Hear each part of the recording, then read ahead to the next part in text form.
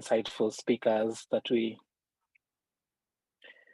have a very nice lineup of speakers for today's discussion, which comes just nearly a month before the 15th meeting of the Conference of Parties, the COP15 of the UN Convention on Biodiversity that will be happening from early December in Montreal, Canada.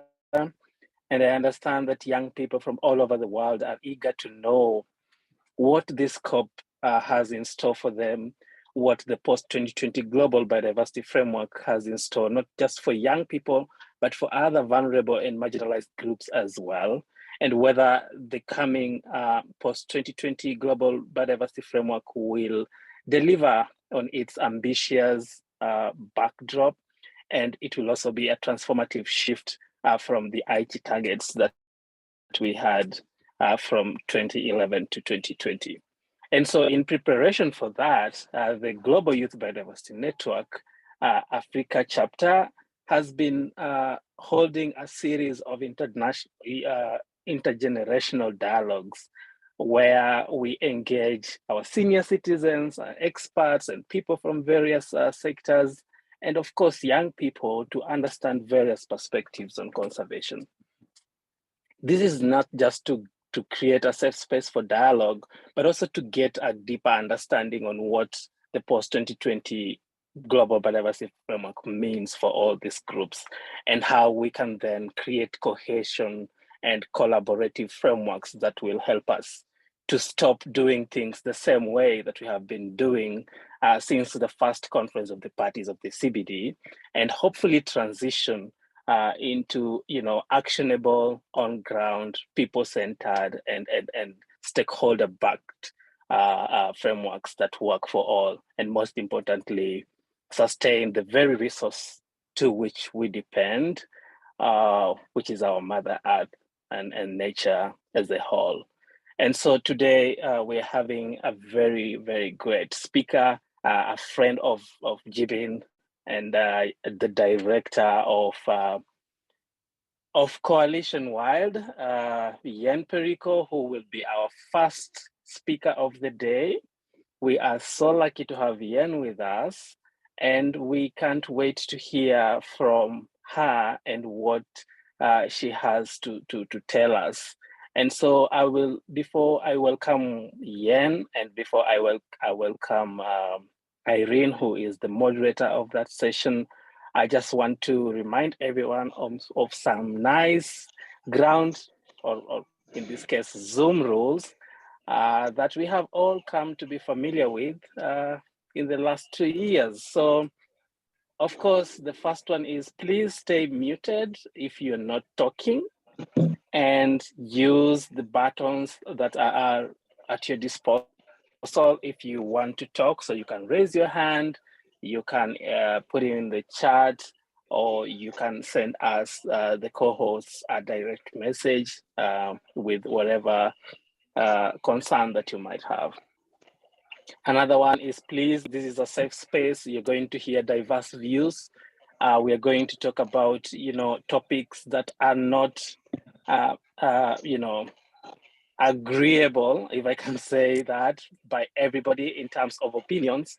And so please respect everybody's take, especially when we are talking about, the 30 by 30 or area-based conservation measures that can work for Africa and can work for young people across the world. The very essence of these dialogues is that those diverse opinions are aired. So please kindly respect everyone's opinions. And if you have to disagree, please do so in a very amicable way. Another one is we're going to have translators. So we have people who will be kindly helping us to translate from English to French and French to English, respectively. These are volunteers from GYBN Africa. Most of them are coordinators of the Anglophone chapters of GYBN here in Africa, and they have volunteered to, make this session understandable to all, and that we can't really thank them enough. So please just know that they are translators, there will be translators, and these sessions are going to be translated. And lastly, please have fun while I teach. This is a youth space. Even though we are having experts who are coming to talk to us about various topics, just have fun. Feel free to raise your concerns and opinions. Ask as many questions as you can. Let us utilize the speakers as much as we can to learn from them, to share, and also to gain something by the end of this session. So Irene, if you can hear me, please take over, and thank you so much everyone for joining once again. Thank you so much, Kelvin. Ladies and gentlemen, good morning. My name is Irene Atunda Kananura from GYBN Uganda, and I'm really feeling great to be your facilitator for this session, and I welcome everyone. Given my role, I'm going to give you a little brief about this session. It will really consider what is effective, efficient, and diverse and equity-driven tools, strategies, partnerships, and approaches that are available or need to be refined and developed to reach the 30 by 30 target in Africa. And we shall have Yen Pareko, our dearest speaker for this session, but in a very few minutes, please allow me to introduce to you Yen by reading his profile. So Yen Pareko is a firm believer in the significant influence of the youth in creating a better future for the planet.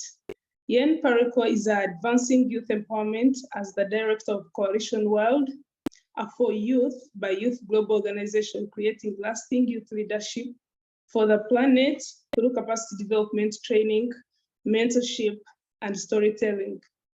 Prior to joining Coalition World, she was a consultant at the International Rice Research Institute, where she assisted in increasing the capacity of farmers to use ICTs and small island developing states research and communications intern at the United Nations Development Program, UNDP. And her experiences and learnings in the Philippines shaped Yen's deep-rooted foundation as a sustainable development advocate. Her career focus on passion have been to support small communities and underrepresented people in creating solutions to the challenges that are faced in the everyday lives. And Yen is driven to find ways for those groups who are often hardest hit by the effects of the climate crisis and biodiversity loss, and to create change where and when it is needed most. She devotes most of her time to researching how youth can contribute to protecting half of the planet while empowering local communities. And finally, Yen holds a master's degree in sustainable development from Catholic University, Leuven. That is Yen Pareko, and we are really grateful to have you on this session. Over to you, Yen, for your presentation. Thank you so much.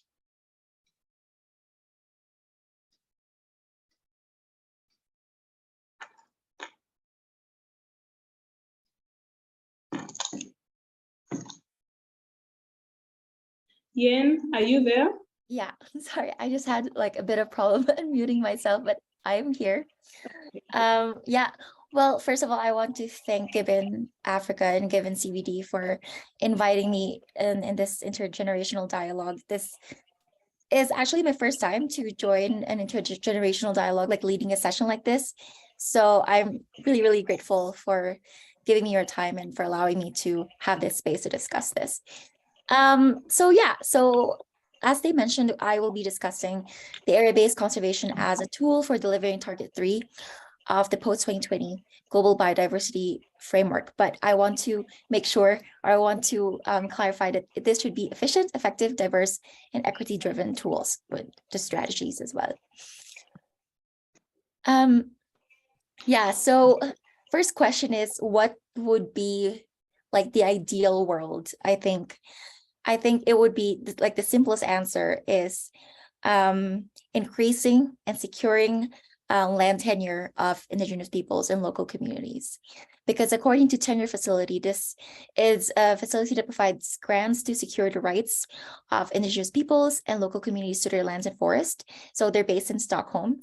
And based on their research, their indigenous peoples and local communities live and manage more than half of the world's land, but they only have legal ownership of only 10% of the ancestral territories. So if you imagine that they get all the legal ownership for this, we would have been able to be conserving half of the planet just by the indigenous peoples. But of course, this is not an ideal world. We're not in this world. So we have to take, I guess, like a rougher path to this, but that doesn't mean that we can't achieve our goals. I'm going to be very transparent. As I mentioned, I am devoting my time right now to promote conserving half of the planet. And this is not coming from out of the blue or like not just a random research. This is actually supported by the recent IPCC report.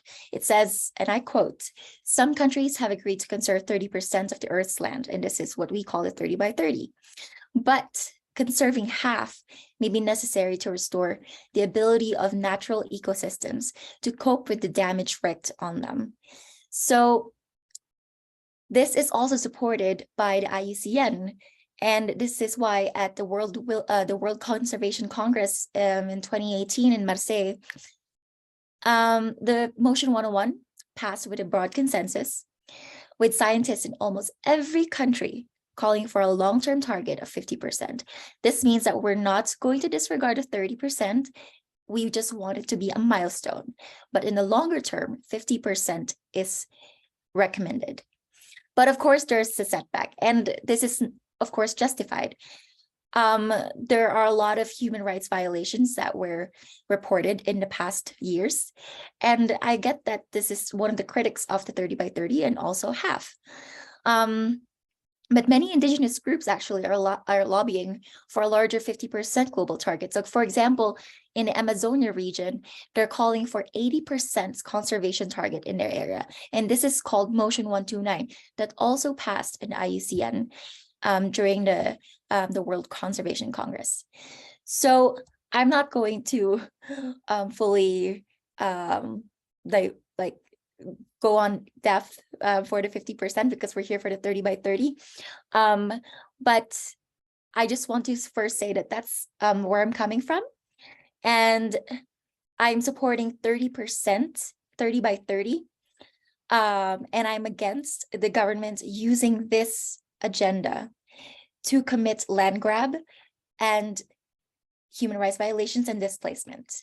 So what I'm here to say is that we have to be mindful of how it is going to be implemented, because looking at the news and looking at how we are moving forward at COP15, it seems like this is going to be implemented, the 30 by 30, but it's up to us, or it's going to be our responsibility as citizens to make sure that this is going to be implemented properly by the governments. We are going to be overseeing this ourselves. We should be. Yeah, so today I will be focusing on how we are going to achieve the equitable outcome of the post-2020 Global Biodiversity Framework. But the first thing that I would like to mention, that's why I said we have to be very mindful, is that we're already at 34% of the world's land under protected governance. You see, if we include the vast stretches of biologically diverse land governed by indigenous peoples and local communities, and then added this to the 17%, there's already the 17% of the global land that's already protected or conserved by the governments, including OECMs, we have a total of approximately 34% of the world's land area under protective governance. So this is a report by Territories of Life back in 2021. This means that if we're not careful, that we secure the lands of the indigenous peoples, we're going to spend the next 8-10 years just basically doing an inventory and saying, okay, we reached 30%, but we already reached it right now. So here are my conditions.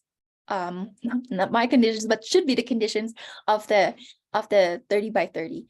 And the first one would be the exclusion of any indigenous territories in the implementation. So this means only lands and waters where tenure or ownership is not contested or claims by indigenous peoples should be designated as protected areas under the 30 by 30 programs.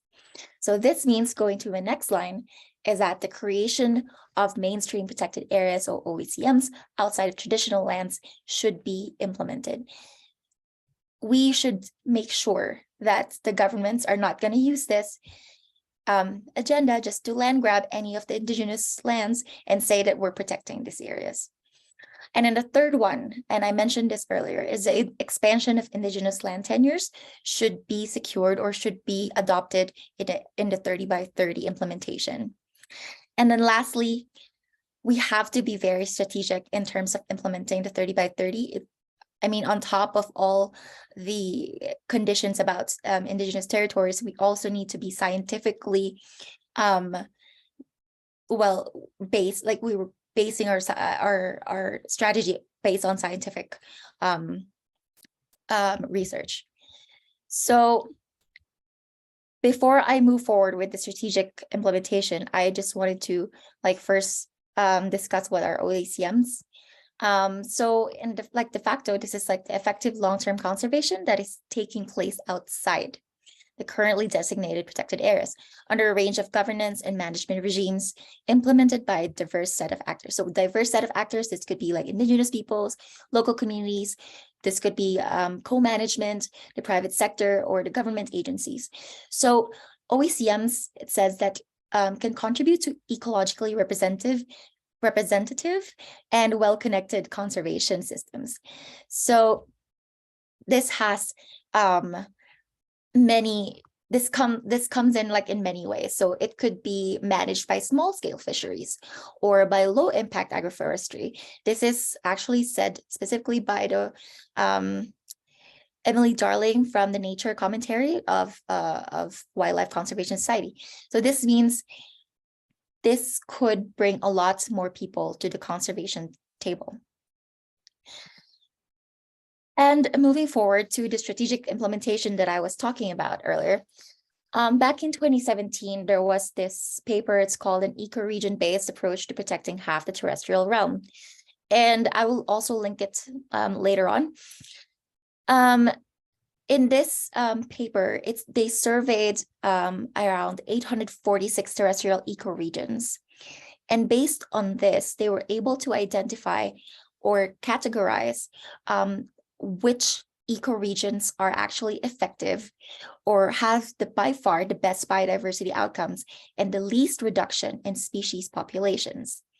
Now, if you can see this map, I'm not sure if it's so clear. Is it clear, Irene? The map? It's okay. Okay. So as you can see, the green one, it's called half protected. This means that in these areas, half is protected. Half of the area is protected. And then second, we have light green, these ones, for example. And these light green areas it means it's still ecologically intact. So that means it's still important conservation objective for protection. So this means nature could still reach half in these areas. So that means less than 50% of the total ecoregion area is protected, but the sum of the total ecoregion in these areas, the total ecoregion protected and unprotected natural remaining 50% or more. And then the yellow part here, as you can see, this means that nature could still recover. Now, this is where we come in. The sum of the amount of natural habitats remaining in these ecoregions are protected in less than 50%, but still more than 20%.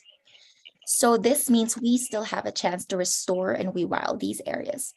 And this is what we were talking about, the OECMs as well. So what we mean here is not only biological restoration, but also cultural restoration. So this means we need to break down the culture and nature divide.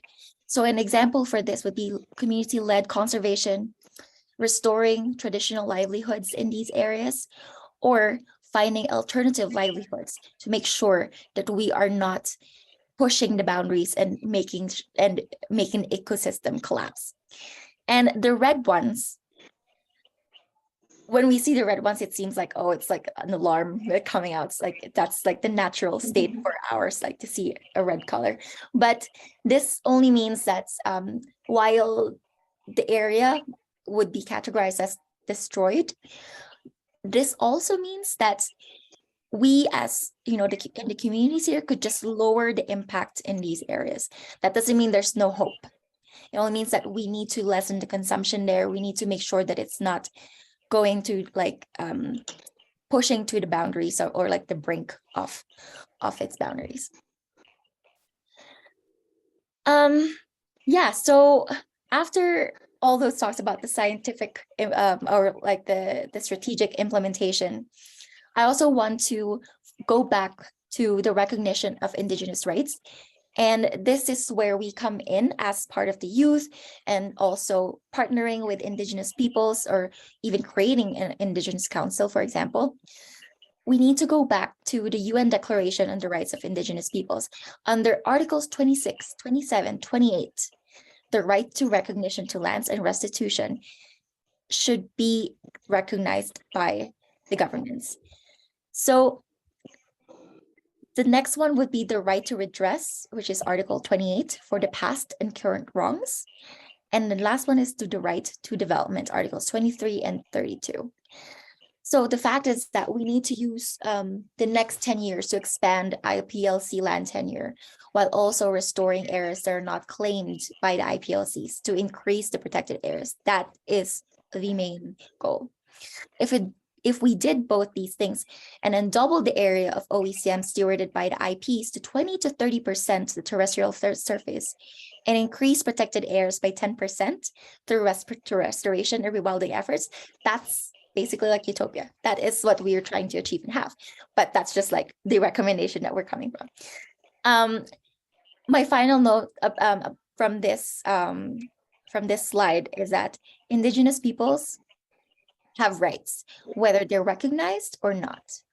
But it's up to the states, and they have the obligations in respect of those rights. And that's something that we need to always consider. And in the new global biodiversity framework, and this is from the commentary by Carl Burkhardt, and I'm also going to link the article later on. He says that all Indigenous and community lands that provide natural habitat for species could and should be incorporated into government targets. But we need to make sure that those communities are given proper land tenure and territorial finance for their conservation efforts. And lastly, for like other recommendations, and this is also what we're trying to do at Wild Foundation and Coalition Wild. So we want to establish councils where Indigenous peoples are leading these councils. So this means they could oversee the implementation of the GBF, and they could oversee how the governments are implementing anything that's related to land tenure or anything about protected areas. And as part of the youth as well, we could also create all these councils to make sure that they are accountable to their own actions. We can create youth councils to work with the communities and disseminate Indigenous knowledge. We could create youth councils to assist Indigenous councils in overseeing the implementation of global biodiversity framework. I know it seems like, oh yeah, the Indigenous peoples have done so much for the world, and I feel like we're asking so much from them, but I feel like we just have to learn from them. And that's also one of the things that we need to establish at the global biodiversity framework. We need to go back to our roots and understand what's our relationship with nature and how it should be like. And I know that the Indigenous peoples are very willing to help us learn these things. So I also listed down all of the articles that I mentioned earlier. So yeah, there you go. Thank you very much. Thank you so much, Yen. That was really so amazing and educative. And indeed, the indigenous people are now known as the best and so far the most effective conservationists. And we need to respect their rights. They have rights and to the land that they protect, and we should be considerate of those rights in whatever sort of implementation we are going to do. And we shall entertain questions from the audience, from the participants, in case you have any questions. I'll take like 2 questions because of time, and maybe the rest could come up through the chat. So any 2 people who are ready with questions for Yen Pariko, please raise your hands. I think Solomon says that he has a question. Is that correct? Okay. Yeah. Solomon, you can come in. Okay, thank you for the opportunity, and really I'm happy to be here, and thank you, Miss Yen, for your presentation. The things you are addressed. My question is, I have 2 things.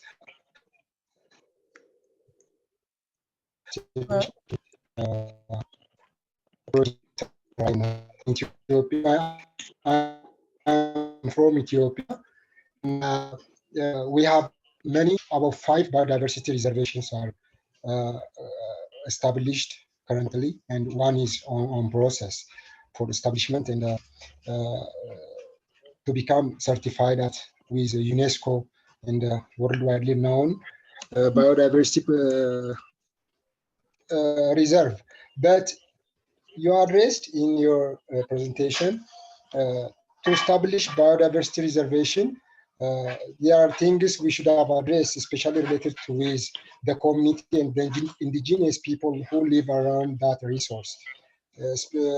What a problem right now we are facing is there is many lands free which are not under the control of any person, and which is land which is anybody not owned or not owned by organization or people's nearby. But when we are going to establish and demark that land for biodiversity reservation, project and establish the reservation. But the problem comes after establishing the resource, because of there is no benefit sharing, sustainable benefit sharing ways of to meet the interest of the people, indigenous people who live around the forest and the biodiversity is the current problem. As I told you, we have 5 biodiversity reservations in Ethiopia. Those reservations are currently facing by invasion from the people around the forest and the biodiversity reserve area, because of the people ask us, they need something from, they expect from the project, and also to preserve the forests and the diversity of those area, they need compensation and the proper, what we call it, benefit. You wind up, Solomon? Interest of benefit. We don't have so much time. Would you wind up, please? Yeah, thank you so much. And Yen, I request you allow me read these questions so that you could respond to them all at once if possible. We also have Knowledge Vinci in the chat, and he's saying the issue of tenure is geographically difficult to implement. How do you, Yen, propose it happens in Africa, for example, where land is already being taken from, where land is already being taken from colonial past? And another one says, how is the 30 by 30 going to protect the rights of indigenous communities with regards to issues of multilateralism, realization of conservation and use of violence? Are we not risking further abuse of local communities? So please, Yen, kindly, would you respond to these questions? So in case of limited time, you could also add the rest of the explanations to the chat. Over to you, Yen, please. Thanks so Thank much, you. Irene. I will answer first the PWAS because that's really within my wheelhouse, or that's my wheelhouse. I would say that's how it's a 30 by 30 going to protect the rights of indigenous communities. That's why in the first part of my presentation, I explicitly mentioned that in the 30 by 30 narrative, we are not going to include the indigenous lands in this agenda. So what does that mean? This is actually supported as well by the International Indian Treaty Council. In like recently, I think it was in March that they had this conference in Guatemala. They specifically mentioned that they really oppose the inclusion of any indigenous lands or territories as defined in Article 26 of the UN Declaration of the Rights of Indigenous Peoples in the 30 by 30 policy. So what we mean here is that we are going to establish new protected areas outside of the indigenous lands. So that means all these indigenous lands with the title are going to remain untouched. Now, the next step would be making sure that we are increasing the tenure of these indigenous peoples. And that is actually a possibility as well for the 30 by 30. Of course, even now we are risking further abuse of local communities. If we further, if we are not even establishing the 30 by 30, there will be even more human rights violations. And also in some of the areas that do not even have tenure or that's not secured by indigenous peoples, they're also risking it that even within the boundaries or near the boundaries of the indigenous people's lands, there might even be state-owned or state recommended mining or gas exploration, etc. So that is something that we're trying to achieve, or what we're trying to prevent, is that the indigenous lands are included in the 30 by 30 policy. And also because it's not going to be worth it, because like I mentioned earlier, if we include the indigenous people's lands, we're already at 34%. So in theory, we're not even going for 30 by 30 because we're already at 34%. So this means we need to make sure that the governments are not going to include the indigenous lands. That's it. Thank you so much. Is there any other question running in the chat? We could just yeah. Okay, that we are entering the time for the next session, and thank you so much, Yen. We are really so glad that you shared with us such amazing and educative information, and we're looking forward to more of these engagements and sharing knowledge. So allow me introduce the next session panelist, who is going to be Kevin, to also host our next speakers of the coming session. So Kevin, are you there? Yeah, thank you so much, Irene. Before we let Yen go, I think it's only fundamental that she speaks to the, draft position that the CBD already has right now, and whether I know most of us are asking ourselves, because she mentioned something to do with, the 30% being already exceeded in some fronts. And so should this implementation be in accordance to a national circumstances, or should we have a blanket target that every country works towards? And also, as you answer that, Yen, please give your final remarks before I transition to the next session. And thank you so much, Irene, for being such a wonderful moderator. You're welcome, Kevin. Thank you. Okay, yeah, I'll try to be quick with this, and I already answered, and I linked an article over there. This means that the 30 by 30 is actually not a one size fits all. This means that some areas are not even going to reach 30%. And then some areas or some countries will have to increase their targets. So these areas would be Brazil, which is actually good because the Amazonian tribe are asking for 80% of their lands protected. But that doesn't mean that we are just going to focus on protected areas. What we also need to focus on is restoration. And like what I mentioned, this is where we should come in and actually focus on community-led conservation. This is like probably something or like a scenario for those areas that are already, I would say, in the map that I showed you earlier, that's not per se destroyed, but also in peril. So this is probably one of the things that we could do. So it's not going to be the same because honestly, protected areas are so expensive. So we don't expect all the countries to implement protected areas if there's not even funding coming from developed countries. So the answer to this is community-led conservation. And this is actually happening, for example, in Mali.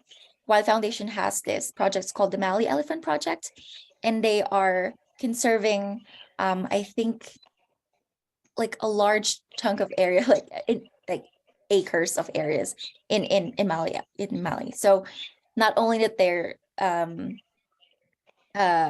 empowering the communities there, but they're also conserving the species within the reserve. So that could be like one of the things that states or countries that can do or can move forward with or implement if it's not just protected areas. So that's up to them. That's going to be the discussion that we're going to have at COP15, that's for sure. Thank you so much. So, thank you so much, Ian. Do you have any call for action to young people? Honestly, I just really want to be vigilant. I'm really afraid that if we set not ambitious enough targets in the post 2020, we don't have time. We're already reaching the climate tipping points. We can't afford another failed IT targets. So we need to pressure our governments to make sure that they are implementing or they are committing ambitious targets at the COP15. Yeah, so that's just my 2 cents. Amazing. Thank you so much, Ian. Very insightful. I never get tired of listening to Ian.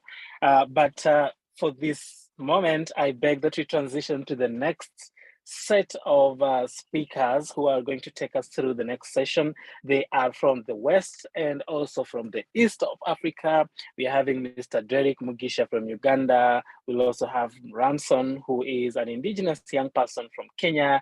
And we are going to also listen to a business practitioner, a senior citizen from Nigeria. So the next session is actually going to be deeply insightful as well. We are only getting started. And our first speaker is Mr. Derek Mugisha from Uganda, who is going to talk on the role of young people, just picking up from where Ian left about, the engagement of young people, calling our leaders into calling them to accountability and ensuring that the next framework delivers what it's expected to. So by introduction, Mr. Derek Mugisha is the founder of Biodiversity Hub International, which is an organization working to protect and restore nature for resilient development. Derek Mugisha is a recipient of the top 100 young conservationists in Africa.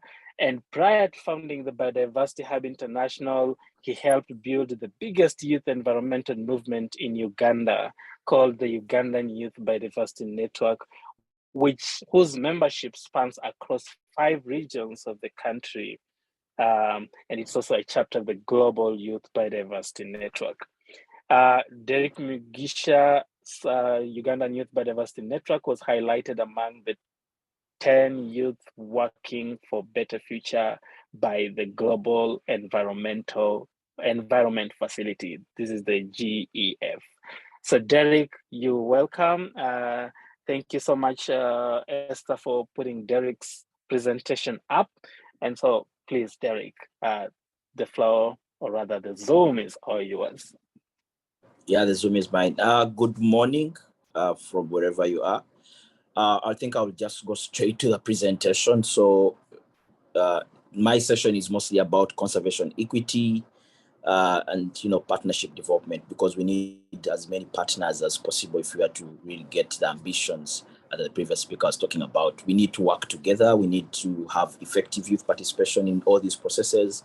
And also because implementation comes and then youth will say we are left behind, so how do we go forward? So if you could go to the next slide, Esther.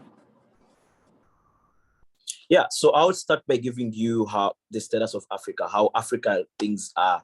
So we all know that prioritizing nature is no longer myth. It's something that we need urgently, because if we are as Africans be able to benefit from our nature that we have so far, we need to know that both nature is an asset, because actually 50% of all wealth individuals in most African countries are tapping through the natural capital. So you find that the farmers, you know, some of them are adding value to agriculture, for example.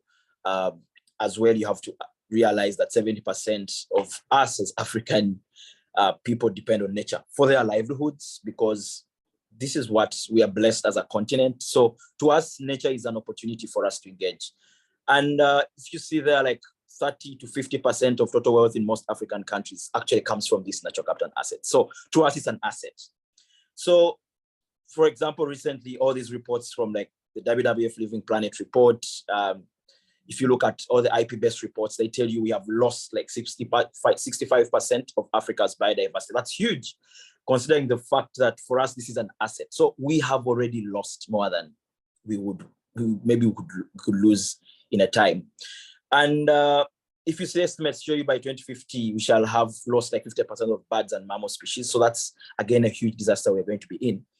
And you could see that African population is again going to double. You might have like 2.5 billion people added by 2050. So imagine such kind of a population with this land capacity that we have. Again, there will be lots of food needs, jobs, all these kind of things. So you could see Africa will import around $4 billion, dollars in terms of food pyre. 300 million people face hunger still. So there is a lot of competition in terms of development and in terms of biodiversity. And the land that left is only 50% that is there for arable, meaning that's where you have like forests, 30% mineral reserves, and then you have fish. And then that's like $24 billion. So if you go to the next one, so you could see for us, it's more of an asset. So some of the areas people are talking about are areas with rare, threatened, and endangered species. Like you could see that an elephant is, having fun where it's supposed to be. If you go to the next one, just for people to see how these areas look like, we have areas with, restricted species and ecosystems in natural setting. We have another one there where areas with important species aggregations, including during migration. So some of them move to these kind of areas when they feel like, it's the time of the year, maybe they have to move to this area. So it's like we have that kind of competition with nature as well. But remember, for us, it's more of an opportunity. So how do we do this? So where are the opportunities for Africa in terms of this? Where do the youth maybe come in for now? So you could see that area-based conservation measures, when done right, actually will increase ecological representation. We need to increase more of the protection of these areas, and then we need to enhance connectivity across different landscapes and seascapes. So this is a very big opportunity that we have as we are going to implement this as youth. Next. The other one is, again, these measures will be able to support ecosystem functions, livelihoods, and as well address climate change, because these are more of the natural setting of it. So these areas support like carbon mitigation and adaptation practices. And as well, you could see that when these practices are done right, according to how people are putting this designation of 30 by 30 and all these terms across, we might have like greater validity to efforts by diverse actors. So, and this is now where we come in to conserve biodiversity. So youth are now actors. So I'm going to address to you as actors. So whatever I'm going to be saying, I'm recognizing you already as an actor within maybe protected areas or outside of protected areas. Next. And then we need to, I guess this is also the same, but planning also has to put in context of other kind of development, things like agriculture, forest, and fisheries, because like I mentioned, Africa, this is a natural asset to us. Then the next. So now where do we get from? These are the opportunities for young people. How can you effectively participate in area-based conservation governance? So for us as youth, we need to be clear with our asks, because if we really want this to work, we have to look at the right best approach of things. We have to secure rights of indigenous people and local communities to their land, water and seas, because when they think protection is more like, let's get them outside, that's not effective enough, because these people have owned these lands for millions of years. They've been there. This is the ancient land. They know how to protect this land. So I think one of the things, if youth are to be able to engage, is asking for a right best approach into this. Secondly, we have to emphasize the quality of conservation outcomes. So do these areas really ensure ecological representation? Do they represent like connectivity? Are they going to be effectively managed? Is there equitable governance where like all stakeholders, including youth, are part of like decision making at local and also international levels? Because like issues where like your voices are silenced now will not be able to work here. Then the other one is we need to advocate, saying something here, wait. We need to advocate for diversity of effective management and equitable approaches. So some of this couldn't only be on protected areas, but also we have to move further to even outside protected areas. So that's why people are talking about the other land outside protected, what will happen to it? Because now if they're saying, we are putting OSCMs into context, that means even the, land where areas like that have biodiversity as well, but not have that much biodiversity, what happens to it? So you have to recognize that kind of effective management of things. Then you also have to respect full implementation of social safeguards and recognizing like social well-being, because people get benefits from these kind of ecosystems like food. So once now these approaches are not really done well, we shall have a huge burden. Hunger crisis will increase, all those things, because now where will the people go, for example? So we have to put all these social safeguards within there and environmental, outcomes of things. Next. So again, we have to, as youth, we have to address the drivers of biodiversity loss, including the remaining 70% of the planet, because most of the emphasis is put on the 30%, but what about the other 70%? What will happen to that? Is it that it's going to be the one that will be degraded? Is that we may not protect it? And you may find even the 70% of the planet, still there are other drivers and threats happening there in those ecosystems. So we need to put together all this kind of recognition as we are trying to get into, governance. Then the next, so youth should ensure that all this conservation is happening in the right places, because again, biodiversity is not equally distributed across the planet. Like someone mentioned, like Brazil has like, that kind of an Amazon, so much of a big rainforest. It may not be the same size with like Uganda. So we have to see those, how do we bend the curve within those regions? Because some of these areas are located strategically where like we have so many indigenous people. So they have a lot of like rights to them. So we have to recognize all these kind of things. So youth, let's try to ensure that conservation is actually happening in the right places, so that they don't just evict people from their lands, but at these lands even of, ecological benefit, because they might use this to enter into other people's land, for example, try and say, hey, we need also this land for protection. So is it actually the actual thing? Next. Then you have to ensure that these areas are actually managed well, equitably, to ensure that there are long-term conservation and effective management, like tools, for example, clear management objectives. These areas have to be functional, representative, all participatory. We need women and girls part of these decision-making processes at a local level, but also an institutional level, because you may find even in institutions of government, for example, most of the women groups are not listened to because, they don't take them, they don't recognize the kind of work they could contribute to this, and also youth. So it's not a one-way thing. It has to be a whole participatory approach, systems approach for all of us. Unfortunately, many of these existing protected and conserved areas exist on paper, but little or more not well managed.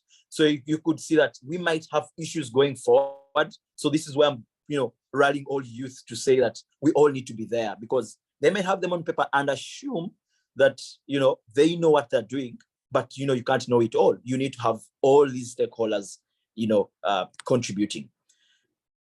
Then, so fostering this actually has to put in context those processes. So for example, like we are engaging you now in this conversation, you need to go and engage others. You need to get the right resources, hold your leaders accountable. There has to be transparent enforcement, because sometimes you're not where they're going to do enforcement. So you need to see that we have clear conflict resolution mechanisms, because they may arise at any point when we are doing implementation. But both, we need to put ecological and social benefits into context. Then next. Yeah, so we need to ask questions like, how can we achieve ecological connectivity between these protected and conserved areas? How can we ensure that these area-based conservation measures are integrated in every decision that all stakeholders are going to do? But also I want to rally youth and try to tell you that youth, you can also support resource mobilization in these regions, because we still have a huge sustainable finance gap. There is not much financial resource out there.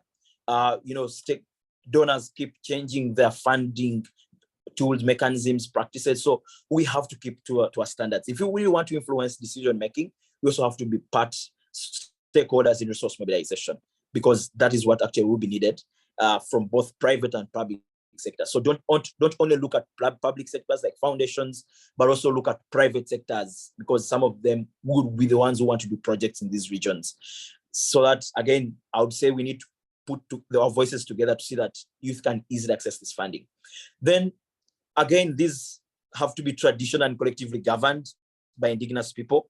And they also have a huge stake, because their rights to free, prior, and informed consent should be upheld, because they may try to, destroy these areas, because some of them are going to be new areas to be created, maybe gazetted, or there are those that are current territories already where indigenous people are. So without their consent, that won't be participatory at all. That will be actually hindering on their rights. They might be displaced, so we don't want this to happen. And also their social and ecological rights to these kind of areas. Next. Yeah, so I'll say, finally, I think I'm a bit winding up. Youth, you need to hold meetings with key and right stakeholders to raise awareness about youth asks, because I've given you a sample of them. Not all stakeholders actually know about this. So let's continue raising awareness. Use your social media, email or text your government officials or whoever is a stakeholder into this. Try and join other groups that have similar asks, so that your ask is actually put in there and stronger. Next. Then work with national decision-making teams. Like, for example, national focal points are going to be like the head and supreme of implementing like your national biodiversity strategies and action plans, or even other kind of development plans that embed into these, social and ecological rights, so that you're not left out. Because if you know the right stakeholders, then you can position within there. Next. So thank you very much. That is how I've tried to think through on how we can position you as young people. But again, you have a lot to build your capacity, put a lot of time into research, into resource mobilization, into positioning yourself in policy and decision making, so that you can really have meaningful engagement. Thank you very much. Thank you so much, Derek, for your insightful presentation. Really emphasizing on the role of the youth working towards a transformative shift in what's already there, and hopefully this works for Africa. So I see a comment from Yen. I think she was responding to one of the issues, one of the questions that you actually raised about what about the other 70%? We are always talking about 30%. And Yen is saying we need to ensure that we can save as much as we could, meaning other areas should be subjected to ecological and cultural restoration. I don't know if you agree with this, Derek. I think so. And then Yen goes ahead to say, preferably led by communities in the areas. So Yen is just agreeing with you on the leading us in the shift of thought about not just focusing on the 30%, but looking at the entire conservation and looking holistically at it and how we can also conserve the areas beyond 30%. I don't know if anyone has any questions. I see another comment from Knowledge Vingi, who is from Zimbabwe. Knowledge says there's need to deal with the definition of the protected areas. Some areas may be protected but legally not recognized, such as rural forests. I don't know if you have any comments to add to Knowledge point there, Derek. Yeah, that's what I said. So they might want now to recognize those areas because they are trying to move to implementation, because now they're going to have the post 2020. A lot of ambition is raised. They want to show maybe donor funding is there, and they want to really show that they're up to the task. So they may also try to look for those. That's why I said under other areas. So other effective area-based conservation measures. So they are looking at also those areas that could contribute to the capacity. That's why I said what happens to the 70% where we can have like rural forests. So all these things, they will consider them, of course, when they're doing implementation. So we have to keep a vigilant eye. We have to keep on the alert. So anything that happens, any illegal human rights violations, we're up to the task to challenge that, so that everyone has a safe way of staying where they're born or raised, or ancestral homes, Yeah, thank you. Thank you so much, Derek, for that. I don't know if there is any other question from the chat. Does anyone want to unmute and ask Derek a question? Feel free to do so. You can just unmute yourself and ask Derek a question. We have 2 minutes still pending for Derek. So, okay, we have a question for you, Derek, from Muzakir. And he's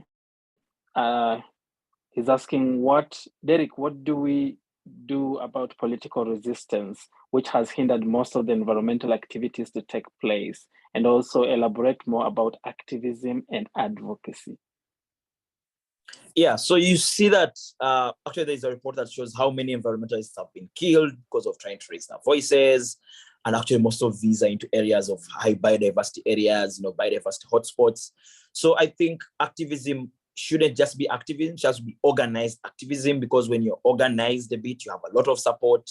Public support is important into what you're going to be doing the next couple of days, months, years, because we need to now start rallying the other people that don't know about this issue. So raise as much awareness as you can, show people how their rights, how their livelihoods are going to be affected by all these kind of decisions, and try to make sure that you have facts. Because sometimes you do activism and advocacy without facts, and yet you realize that decision makers actually want facts, they want numbers, they don't just want assumptions, they don't want to see impact. So do as much research as possible, publish knowledge, try to publish as much as you can, make everyone aware of their violations, what they can do. And this is where I'm going to say now we need other stakeholders like lawyers. We are going to be, rallying on to courts, because courts are the ones that can maybe overrule most of these decisions. So you may find that now we need to start building connections, capacity, stakeholders with also the legal departments. So that's how I could respond to that. Exactly, and also just utilizing generally the spaces that are there for us to engage the other people. I know that most of the time when we talk about conservation, it's always confined within the knowledge, the people who already hold the knowledge of conservation. So when we're talking about activism and talking about advocacy, let us think broadly beyond just the walls of conservation and bring as many other entities and people who are not primarily from the conservation sector on board.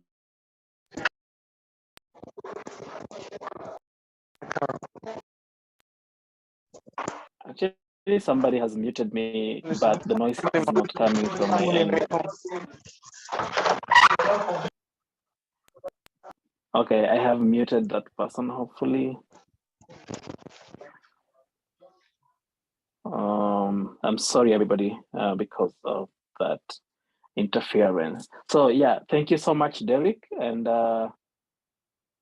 we hope to continue discussing this throughout the webinar today. Continue engaging in the chat section. Derek, if you have, and if you want, you can share your email with us so that those who still have questions for you can engage you. And yeah, thank you so much.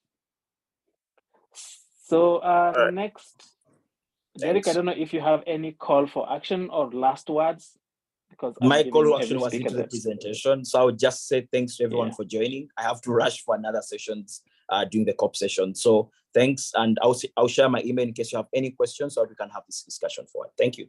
Bye, everyone. Great. Thank you. Enjoy the COP27. Our next speaker should be Ramson. But we are going to one of our senior citizens and our business mogul in Nigeria so that we get a business perspective. We've been talking about the need to include everyone. And Ramson, as we put your presentation and bio together, please just allow me to welcome Mr. Chinedu, who is going to be our next speaker. Mr. Chinedu is from Nigeria. He is a great friend of the youth. He loves engaging young people. I met him personally, I think it was in 2020 or 2021 in Uganda, and he was at Makerere University, dispensing his knowledge to the young people there. So his profile, because he's a senior citizen, is so long, but I'm going to just try to rush through it and summarize it. So Mr. Chinedu holds a Bachelor of Art degree in philosophy at Magna Cum Laude. I hope I didn't massacre that name. From the University of Calabar, Nigeria, and a Master of Art degree in philosophy from Imo State University, Nigeria. He recently earned the PhD from Imo State University and also in philosophy with the best thesis. Chinedu is a development worker with the NGO he founded in 2007 and incorporated in 2011, known as Initiative for the Development of the Next Generation, Next Gen. The organization was founded out of his passion to contribute to youth and community development. Chinedu ensures that the organization achieves its set objectives, but by implementing activities and projects that make a difference in the lives of rural dwellers. The activities center on health, skills acquisition, talent development issues. I know he's also a renowned author and so many other accomplishments that I am unable to name today because of time constraints. So Mr. Chinedu, please take us through your presentation on the role of business sector. Thank you so much. Wow, thank you, Mr. Kelvin. Can you hear me? Can you hear me? Yes, Hello? we can hear you very well. Yes, we can hear you Sorry very well. for putting you through all that. I told you earlier to summarize it. I just have it in the laptop. So whenever they request for it, I just hold it. Thanks a lot.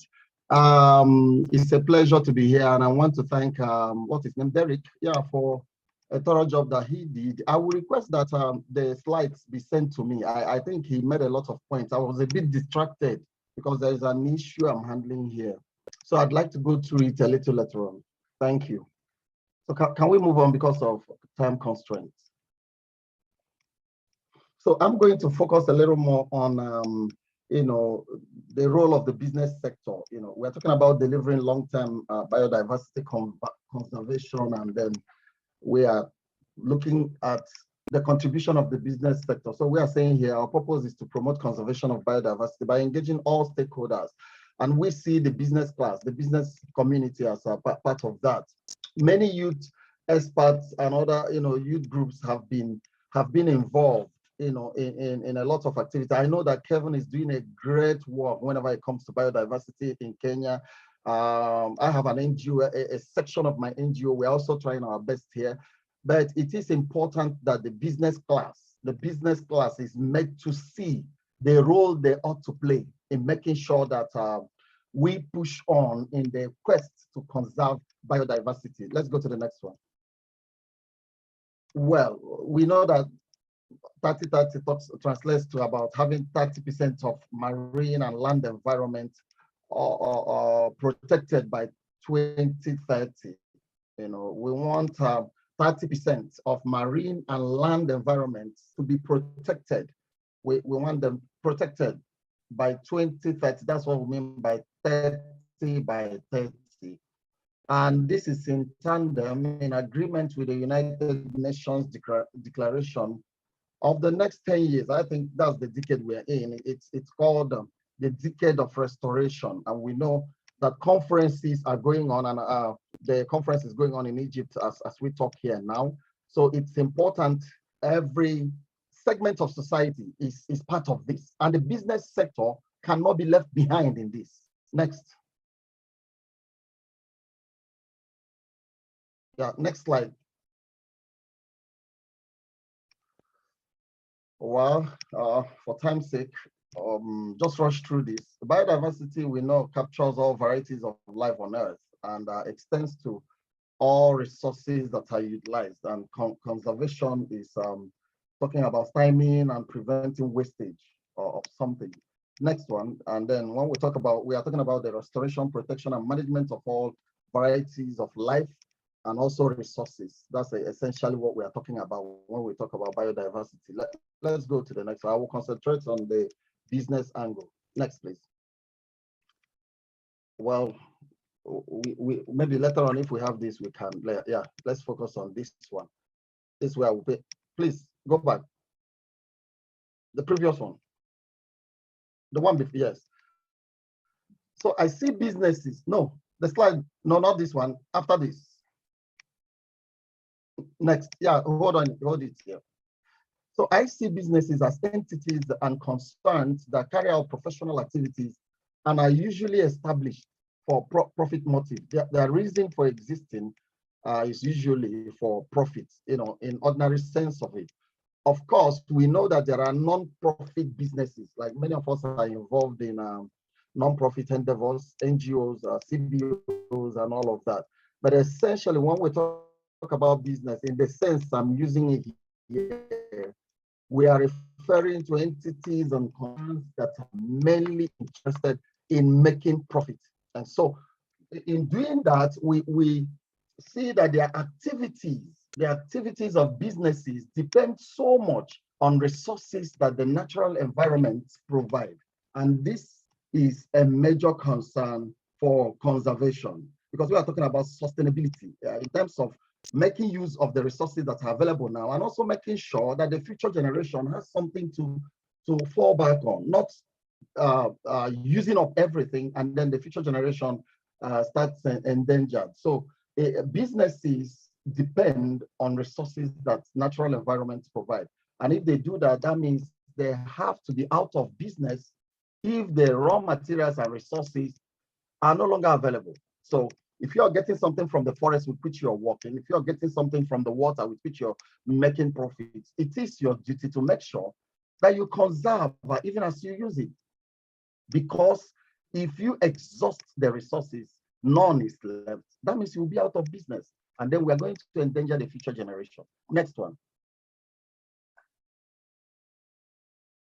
So in these other following slides, I highlighted a few areas that I think businesses can fully be involved in biodiversity conservation.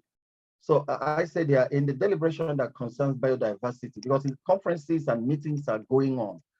And I'm arguing that since it has direct bearing on their existence, I mean businesses, since biodiversity has direct bearing on the existence of businesses as the major supplier of resources, then business concerns must be part of that deliberation. They must be part of the discussion, because this is where you get your resources from. This is where you get, let's say, raw materials from. The things you need to do business come from, the biodiversity we are talking about. So any meeting that revolves around biodiversity, the business sector must essentially be part of it. So that's one way I think they should be involved. For instance, the conference, the COP going on now in Egypt, the business world should be part of it because they depend on biodiversity, so they should be part of it. Wherever meetings are being held, if you're holding a meeting in Kenya or in Nigeria, we must make sure we invite the business sector. I go to point 2.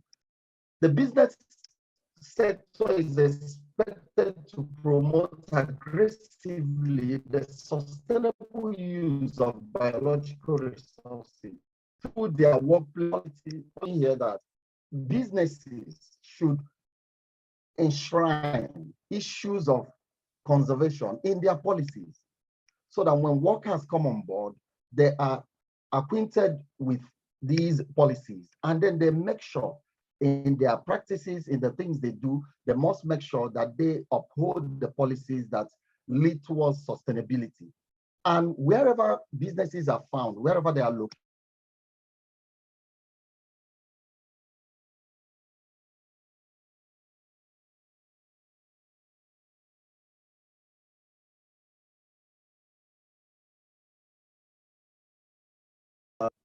species there. So one aspect that businesses can be involved is promoting aggressively the sustainable use of biological resources. I go to the next one. Businesses are expected to contribute substantial financial resources, a percentage of their profit, to activities and programs, either by them or non-profit or even government. No, please, hold on. So the point I'm trying to make is that businesses, we know they make profits. Like I said earlier, they exist just to make profits. So part of the profit should be plowed to things that have to do with conservation. And they could fund NGOs, they could support government efforts, in reforestation and some of those movements. So we expect businesses to have it as their part of their CSR, social responsibility, part of it, and make sure that they support all of these. And I think the government can even make it tax deductible. In other words, the amount you plow into supporting such moves should be part of the tax you're supposed to pay. And then government should calculate it off the tax you're supposed to pay. Next slide, please.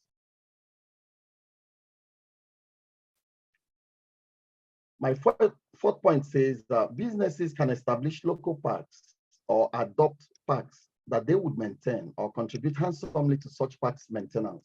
This they can do as a business unit or a business sector jointly. In other words, the business community, let's say the industrial sector, the traders union, engineers, even Nigerian medical associations, they could fund to establish or support parks and make sure they are part of the maintenance of that park. Point number 5, businesses can embark on reforestation of depleted forests. Yes, they can do that.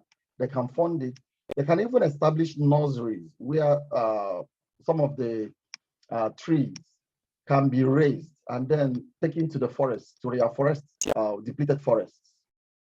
Number 6, businesses can fund the training of conservation scientists.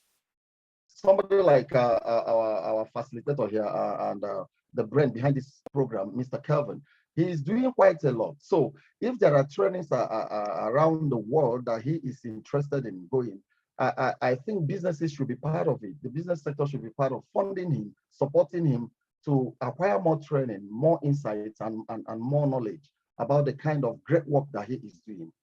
Number 7, I'm arguing that businesses should partner with conservation organizations to reach out to local communities. I personally, here in Nigeria, we do activities. I am interested in local communities a lot. And so in doing that, I think the business world, the business sector should partner and be part of that. They can go with us, they can fund it, and they can register their presence in such communities. My next point says, we should ensure, or businesses should ensure, that their businesses are done within biological and environmental impact assessment, or with, not within. They must make sure whatever they are doing is done with environmental impact assessment, even biological. They must have that at the back of their mind. I know that in Nigeria, before you establish a business, you are expected to do environmental impact assessment, that's EIA. Then I think we should include biological. How are your activities going to affect the biodiversity, the various life forms in that community? And then when such assessment is done, then the business must make sure that they keep to it. And then government must enforce it. Government must make sure that that impact assessment document that came out of that assessment must be kept, in all letters. The business must make sure that they do that. Next point, next slide. Let me conclude before we deliberate. The key in all we do is to think globally, but then we need to act locally. It begins from where I am. I live in a street here in Benin City, and we have street heads. If you come to the front of my house, I have trees planted. I have coconut trees, I have guava trees, I have other things. At some point, I decided to put trees on the street, but the street head refused. It's not enough to talk about biodiversity conservation. We must begin locally from where you are. I have a building in Abuja City now, and I'm considering, how to green the environment, how to put trees around there. So we must think globally, but we must act locally. Every little action taken locally contributes towards conservation, around money and funding support. This is because majority of them are into profit making, drawn from biological resources. They have to give back to source, or to the source of those resources, just as they fuel and maintain the machines with which they work. So my argument here is that, if a company uses generating sets or whatever, you service it, you maintain it, you fuel it, so that it can continue serving you. Same way, the business sector must see that the environment from which they draw resources requires maintenance, requires fueling.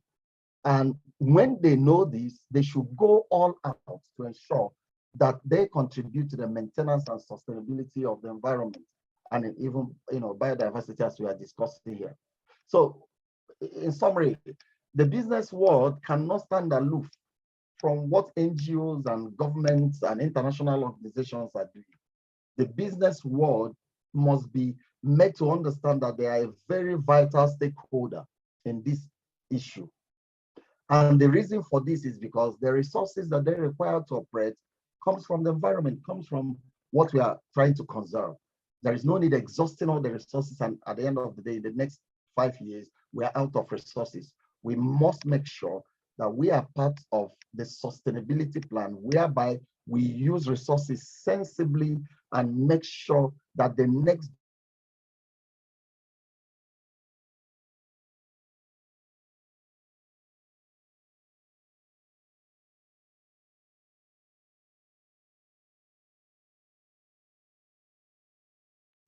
Mr. Chinedu, I'm sorry, but I think you're frozen. I don't know if it is just in this whole thing.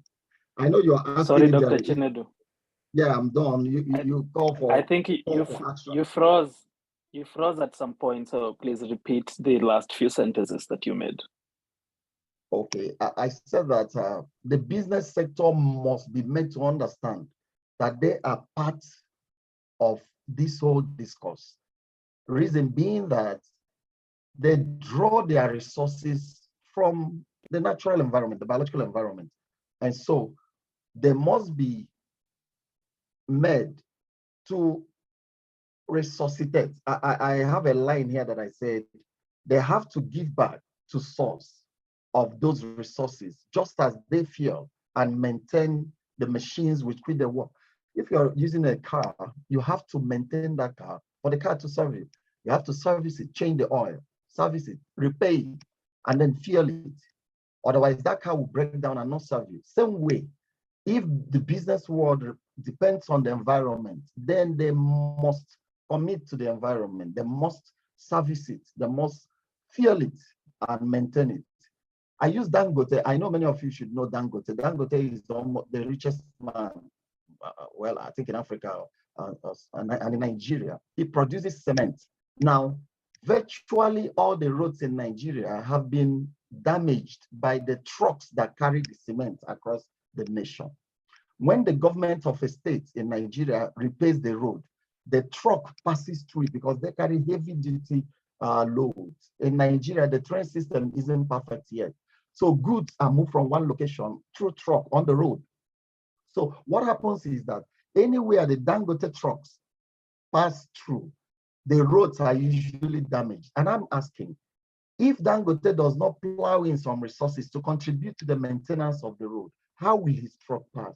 So if we are using environment and resources from the environment, we must commit part of our, whatever it is, our gain, our profit, to make sure we also service that environment. I'm going to give a call for action before I wrap up. The call for action for every one of us young people here is to make sure that we reach out to the business sectors. You know, they have unions and associations, you know, maybe the engineering sector, they have a union and they meet, they have conferences. You have the medical association, you have the, you know, many of them, industrialists, they also have conferences. We also have traders in the markets, they have unions. I think we as young people, you as young people have passed that. But again, working with the youth, I think I should also facilitate that here in Nigeria. We should reach out to them. When they're having conferences, when they're having meetings, we should reach out to them to address them on these issues and thereby enlist their support and their involvement in the issue of biodiversity. Thank you for the opportunity. Thank you. Thank you so much. Great insights there on the role of businesses in maintaining ecological and biological diversity. And most importantly, the engagement of young people and the support that businesses should extend to young people so that they help us make the strides that we need to make towards the global sustainable goals, and most importantly, frameworks such as the post-2020. I don't know if there is anyone with the questions for Dr. Chinedu. Please put it in the chat, or you can just like raise up your hand or unmute and speak. As we anticipate that, Dr. Chinedu, you know that the climate COP is currently happening in Egypt.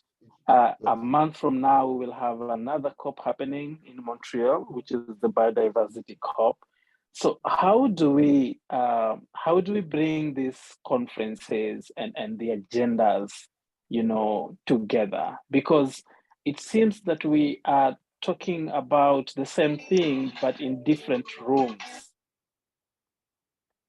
I'm sorry about that. It seems that we are talking about the same thing, but in different rooms. We want to go to the same destination, but we are boarding vehicles that are headed, you know, in different ways. How do we harmonize discussions around, you know, the role of businesses? Because even for the climate COP, they are talking about, you know, the fossil fuel industry, for example. And these are big corporations and their contribution to the emissions and the climate catastrophe that we are currently seeing. So how do we harmonize discussions around climate change and biodiversity loss in the business context?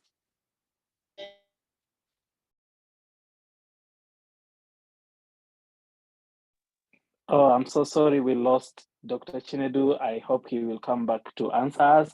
Next is an indigenous person, an indigenous young person from Kenya, Ramson. And Ramson, we are so happy to have you today. And thank you so much for agreeing to facilitate this session, or rather to speak on this session. I will quickly introduce Ramson because we don't have plenty of time. And he is not going to have a presentation, so he will just take us through a walk of the talk that he has for today. And then afterwards, as usual, you can ask him questions before we transition to the next session. So Ramson heads the research program at the Indigenous Movement for Peace, Advancement and Conflict Transformation, also known as IMPACT. He has been working at IMPACT since 2016, participating in research activities and coordinating research teams in the organization, academic institutions, and partners and individual researchers. Ramson supports a community action research model that involves local communities at all levels, from research design, implementation, and participatory data elicitation. Ramson has a keen interest in documenting indigenous people's knowledge, which is important in the conservation of nature and biodiversity. Ramson envisages a secured future where indigenous peoples and local communities' traditional knowledge is recognized and used, cultural diversity respected and promoted, and IPLC, Kenya rights, and natural resources protected. Quite an amazing introduction, quite an amazing bio, Ramson. Once again, thank you so much. And please take us through your talk on the role of indigenous people, especially indigenous youth. Thank you. Thank you so much. I hope you can hear me, first of all.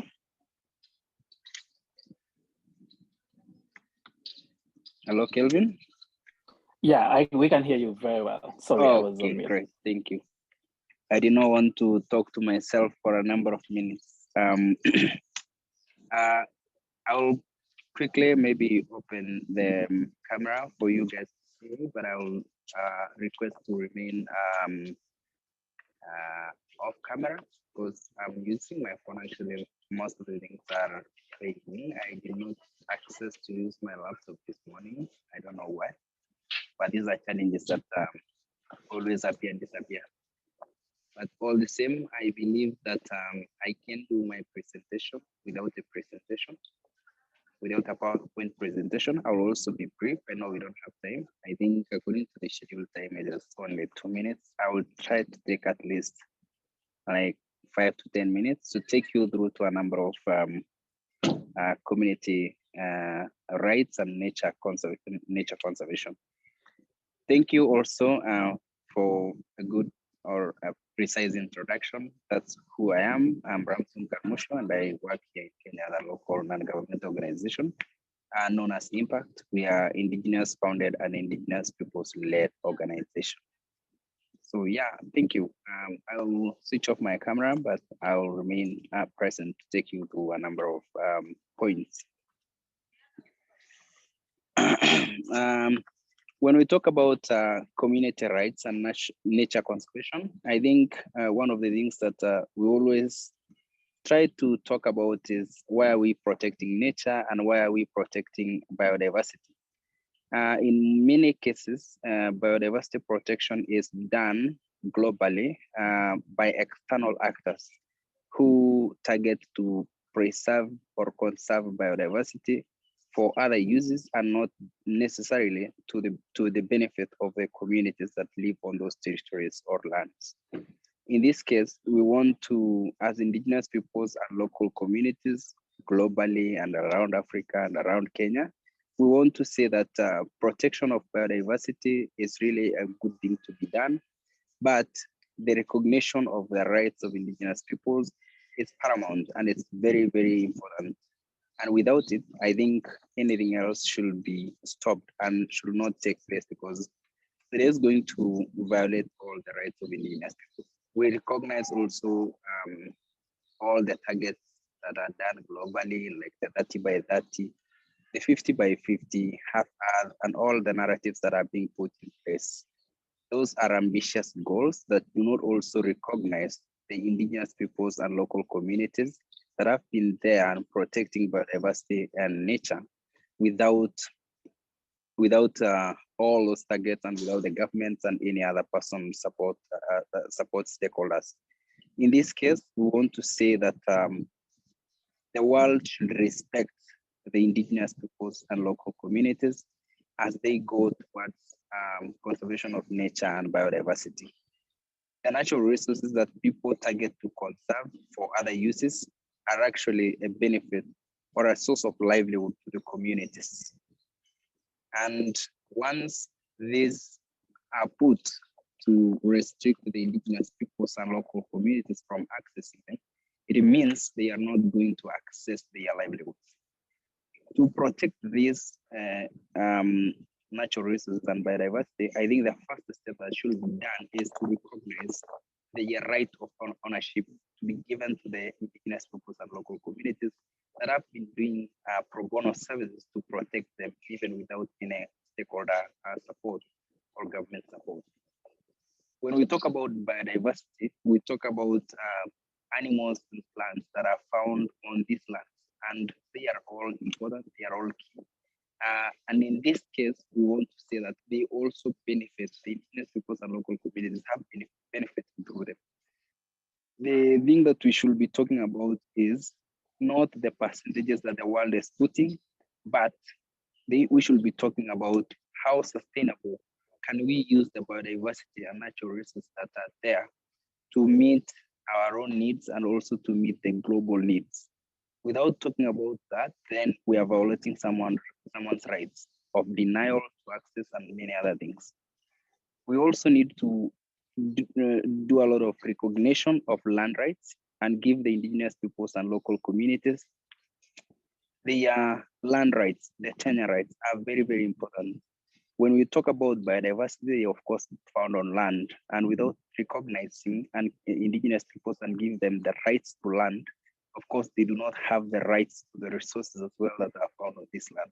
So the first step is to give the indigenous peoples and local communities their rights to the lands and territories that they own, so that it can trickle down now to the ownership of natural resources and biodiversity that they are found on their lands and territories. In the same aspect, now that one will go another step of supporting the indigenous peoples and local communities to strengthen the management of the natural resources and biodiversity on their lands. That is just to support. They have a lot of knowledge that are being affected by quite a number of things, development. They're also affected by things like climate change. They're affected, of course, by other actors who are coming to support. Instead of supporting the indigenous peoples, they come with different narratives that put them out of track. And in this case, we also find that the indigenous peoples' knowledge is also forgotten. There are quite a number of things that are very, very important and need to be recognized as we talk about the protection of biodiversity and nature. One of them is the indigenous traditional knowledge. That one itself has been supporting the indigenous peoples and local communities to conserve and protect biodiversity for centuries of years. And once this is forgotten, I'm sure this one will be at a loss, not only to the indigenous peoples, but also to the global level, to the national global levels. The other thing is the language.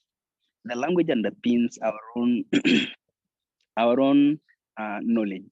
Once we lose the language, we also, of course, lose the indigenous traditional knowledge. It underpins quite a number of things. Another thing is our own cultures. One of the things that I can say, coming from an indigenous Maasai community, of course, our culture helps us to keep biodiversity the way it is, or nature the way it is, nature as nature. When we remain with our cultures, of course, there are things that we use in those territories, like plants, that are only compatible in our own cultures. And when we leave the culture, we also, of course, leave quite a number of things. So our cultures are very important. The way we talk about pastoralism is not an outdated thing, because once we lose our own cultures like pastoralism, of course, we will find no meaning of open lands. We will go to subdivision and land ownership will change, and we will not have those open spaces. The other thing is the traditional occupants of land. That's also very, very important.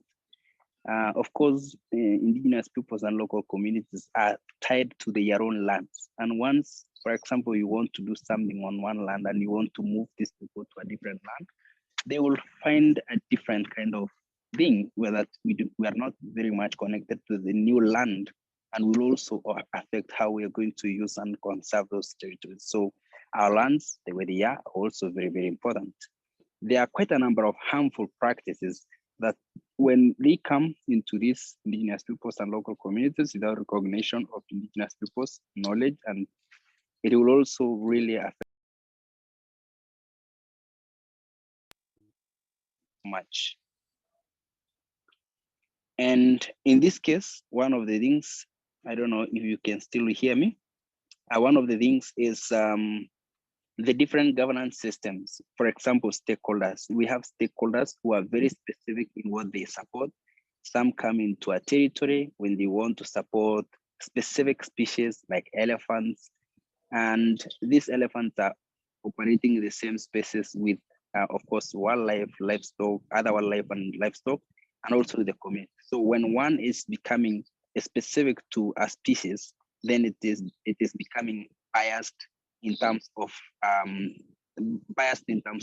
what is conserving, why are you conserving the land for, and that brings a lot of separation, and it is not inclusive anymore. Indigenous peoples and local communities have been very inclusive in the way they have been doing conservation in their own territories.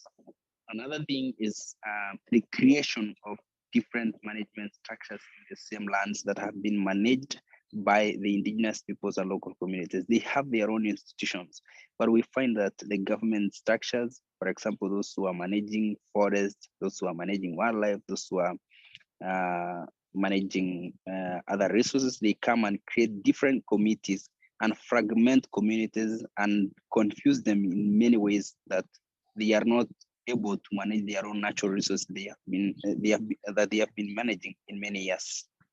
So this is really something that it's of concern, and it's becoming of concern more when we talk about the lands and territories that are managed by indigenous peoples and local communities. I think it's good to recognize their rights and give them a leeway, give them a way that they can open one door for everything and not 100 doors to support the same communities. I think with that, I will stop there. I did not take a lot of time. At least I think I just say that I will take around 10 minutes. I think maybe it's just those 10 minutes. If there is any questions, I will remain here for a number of minutes. Yeah, questions. Yeah, you took exactly 10 minutes. Thank you so much for that. And thank you so much for your deep insights, Ramson. I don't know if there are any questions in the chat, but I'm happy to go fast. So Ramson, in your bio, I was reading your bio earlier on, and you are a researcher, which is a great, it's an interesting career, considering the fact that you are an indigenous young person from Kenya. And one of the things that you have in your bio is the recognition of traditional knowledge. So how are you merging traditional knowledge into modern research for the work that you are doing? Thank you very much. That's a very, very interesting question. And it's one of the things that we have been talking about year in and year out, at least for a few days. When we talk about traditional knowledge, there is a lot of scientific knowledge that is available in books, that is available in videos, that's available in very many aspects. But when we try to look at the traditional knowledge, it's only found in individual people's heads, either being old people, some other young people have got a lot of knowledge that they learn from their own communities. How we talk about protection of the traditional indigenous people's knowledge is that we look for all mechanisms, because we know when we talk about education, there are also systems that this traditional knowledge has been used by the indigenous people's community, and there is also a way that they have also been transferring it from one generation to another, which is also finding a lot of challenges because of new systems of learning like education, and also territorial migrations from maybe traditional rural areas to urban centers. Those are the challenges that we are finding a lot when we talk about traditional knowledge transfer. So in our own traditional knowledge protection, we are trying to explore ways of how we can document, preserve, and transfer this knowledge. And one of the ways is that we are thinking of, can it be possible to be incorporated into the new curricula, like the curricular system that we have in education, and also be taught in school? Can it also be possible for elders to have these lessons that they run in school and teach the traditional, teach the kids their traditional knowledge, is it also possible to bring back the sitting around fires and transfer the knowledge to this young generation? Or is it possible to document this knowledge and make the young generations watch and learn from the knowledge that we have? So we are exploring ways. But of course, yes, we are saying we have a lot of indigenous people's knowledge. That's very important. We have also scientific people's scientific knowledge, or the modern knowledge. We are not talking about separation. We want to talk about each knowledge to support one another. So we want to recognize the scientific knowledge, but we want to bring in the traditional knowledge, and we marry them. We integrate both and let them support the coexistence of these communities in nature. Thank you. Thank you so much. Any call for action to young people today who are listening to you?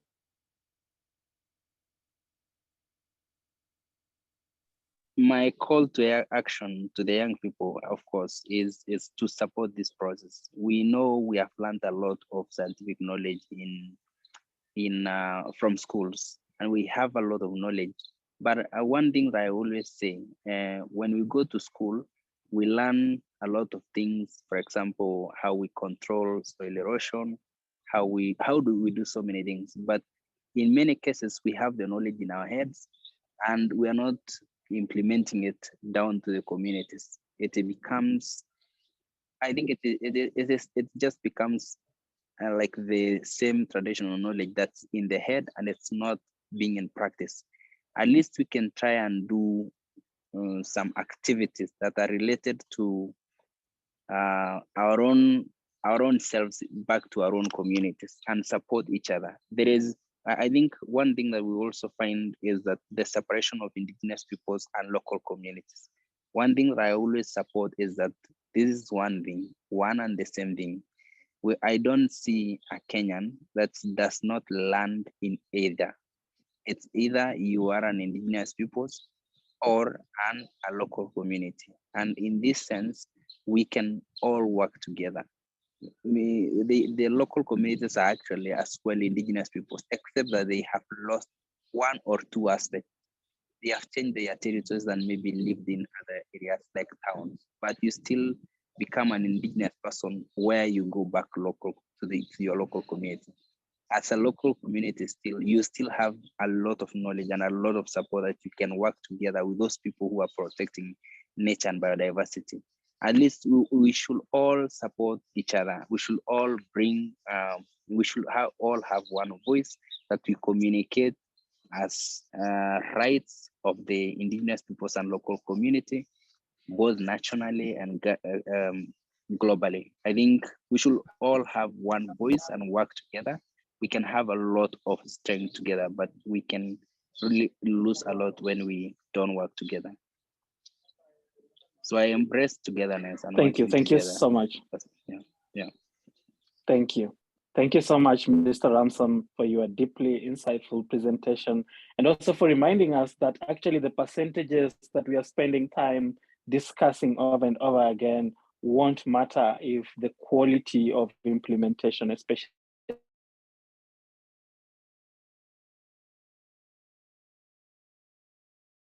in consideration, especially the recognition of the rights of indigenous communities, are not considered. So I hope all of you can hear me. We are transitioning to the next session where we are talking about gender, and we are talking about finances, all that that are key pillars to the post-2020 biodiversity framework in their own way. And so I welcome my colleague Esther, who is going to take us through that session. Thank you so much, everyone.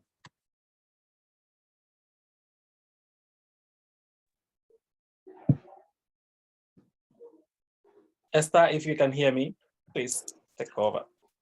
Yes, I can hear you, Kevin. Thank you so much, everybody, for having stuck with us since morning. It's headed to noon, and we're delighted to have had you throughout this workshop. And now into the next session that is going to be focusing on the enabling conditions or on how to implement the issue of area-based conservation. And so this issue is critical, just like Kevin said earlier, because COP15 is just around the corner, and these are the issues that are at the core of the discussions that are going to be there at the COP.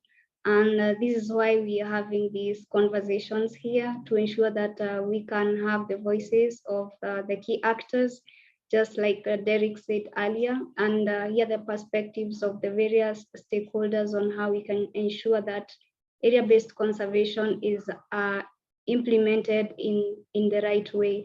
And so we are going to have two amazing speakers through this session.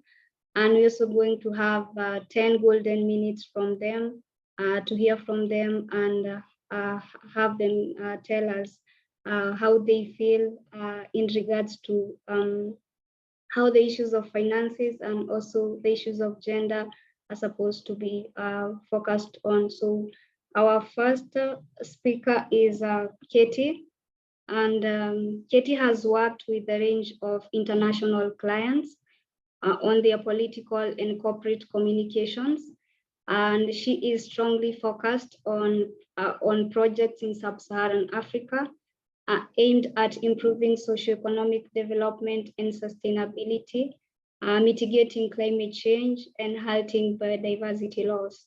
Most notably, Katie has been a core member of the Campaign for Nature team and played an active role in the United Nations Convention on Biological Diversity negotiations. She acted as a facilitator and panel leader at the early African regional workshops. And since then, she has worked with regional governments to strengthen their protected area commitments, advocate for sustainable financing, and support the inclusion of indigenous people and local communities in target language ahead of the finalization of the new global biodiversity framework, and to promote the 30 by 30 goal.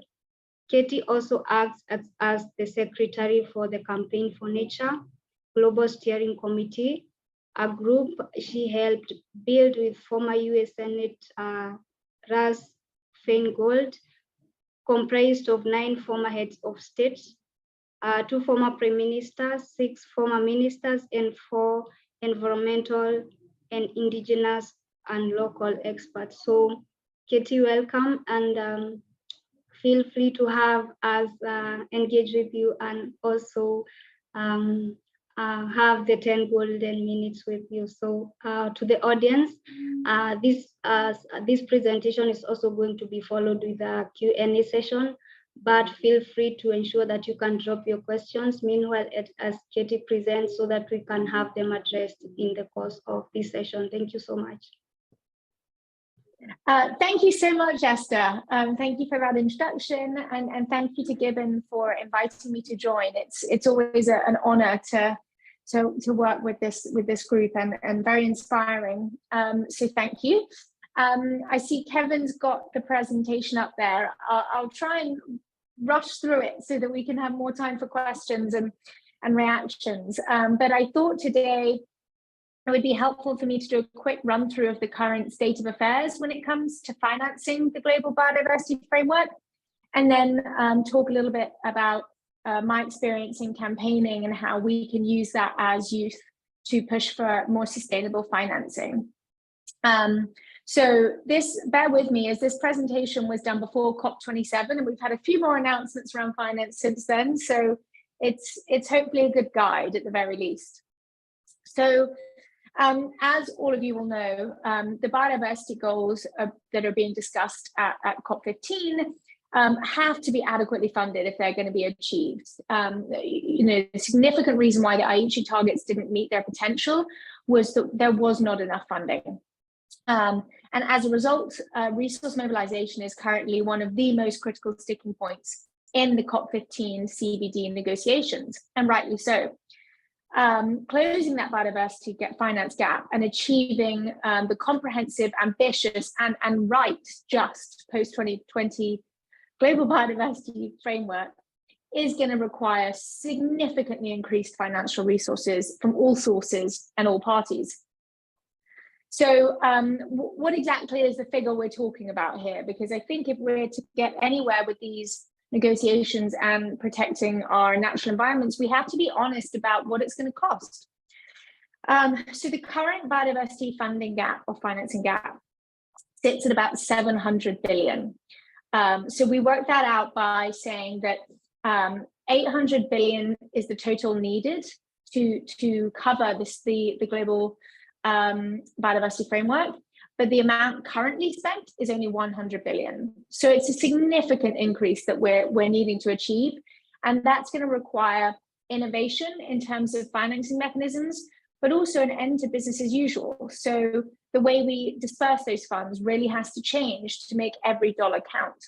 I think that is particularly poignant when we're talking about Indigenous peoples and local communities and giving them the power to make decisions around conservation through direct financing. So there have been a range of mechanisms suggested to close that funding gap. The Paulson study is one key report that has outlined those, and it includes different measures. So there's the subsidies for fishery, forestry, agriculture. There is official development assistance, or aid as it's often known. There's nature-based solutions and carbon markets. There's domestic budgets and tax policy. There's biodiversity offsets. There's debt for nature swaps. There's lots of ideas floating around. And I think there's going to have to be a combination of all of those if we're going to meet that 700 billion gap. So originally in the GBF, there were some big suggestions made around things like using subsidy reductions to fill that gap.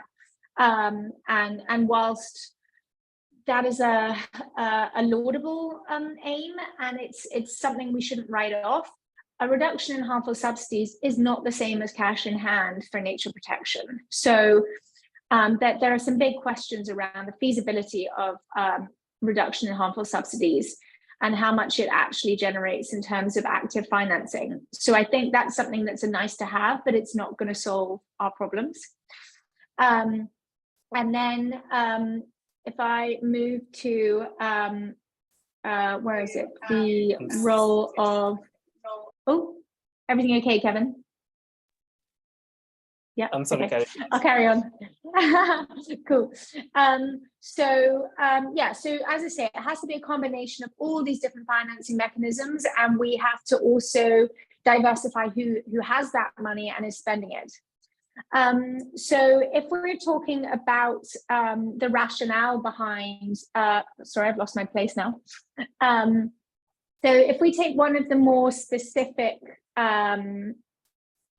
points of the GBF, so let's say the 30%, the 30 by 30 target, or hang on, sorry, I've lost my place in this. Yeah, so we take the 30 by 30 target and really break down how something like that's costed and how it can work. That gives us a good idea of how we can maybe approach funding the broader GBF.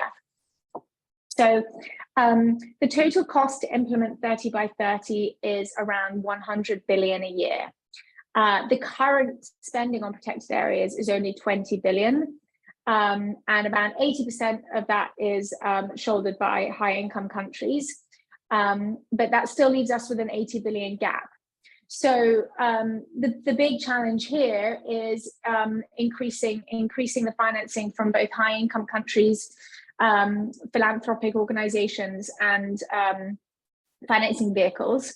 And I think the key to that is understanding that something like 30 by 30 or the better financing of protected areas is an investment, not a cost, because it yields benefits that far outweigh the initial investment, both in terms of the protection of natural resources, but also the creation of jobs and income for local communities, the preservation of food and water sources, the mitigation against disease, You know, there's lots of benefits that mean it's worth our while.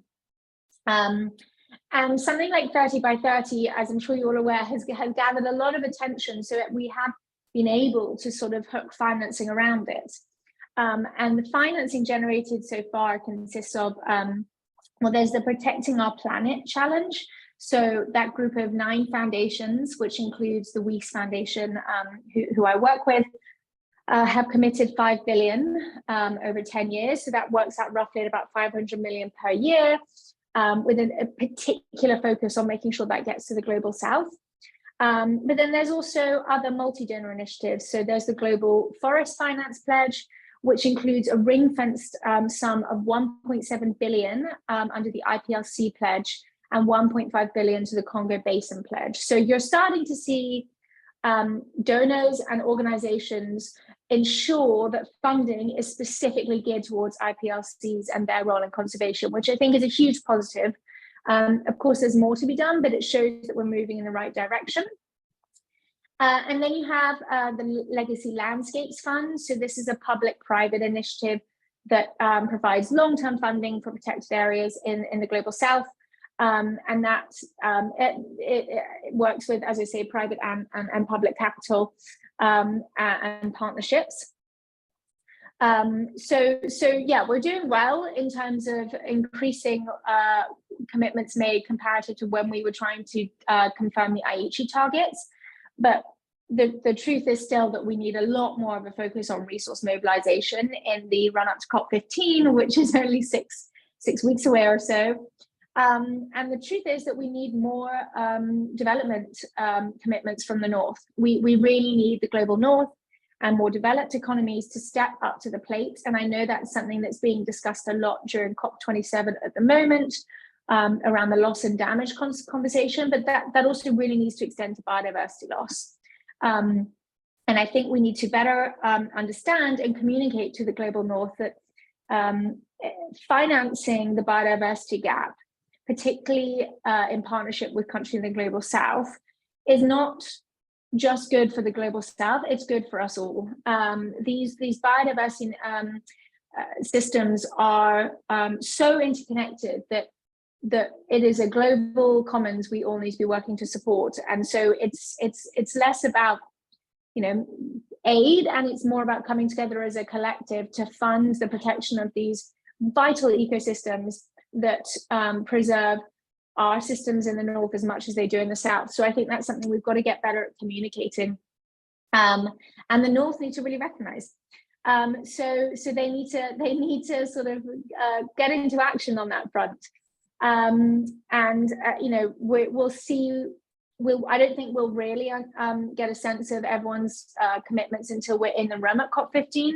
But I think ahead of them, what's going to be really important, and I suppose the call to action to youth and groups like this, is to think like a campaigner. So as my previous speaker, Ramson, said, it's going to be really important over the next 6 weeks that there is strong coordination between members of GYBN, but also across youth groups, and that our messages are strongly coordinated, and that there is a clear ask. There is a clear communication that is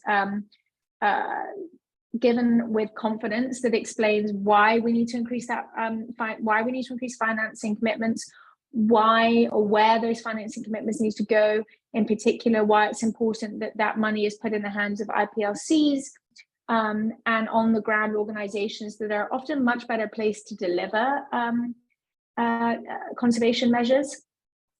So that's the first thing. I think the second thing is we need to engage more with our government. So that means both engaging domestically with your governments, either as CSOs or perhaps if you're involved in politics directly, continuing to lobby your members of parliament, your senators, to actively engage in these financial negotiations with the North. You know, it's something we all need to be working towards. Likewise, for myself here based in London, I need to be doing the same here. And yeah, I think it's really important that we don't take our foot off the gas at the moment. And it's really important we're clear that investing in nature today will reap untold benefits comparative to if we don't. The cost of non-investing is going to be far, far higher if we don't reach a sustainable financing decision at COP15, which I'm sure you're all aware of. But it's important that we continue to push that message to our governments ahead of Montreal. I've kind of skipped ahead of you there, Kevin, on the PowerPoint, so excuse me. But that is sort of, in summary, my key message for today, and I'll maybe pause there, and perhaps questions is a better use of our time. So thank you for letting me speak.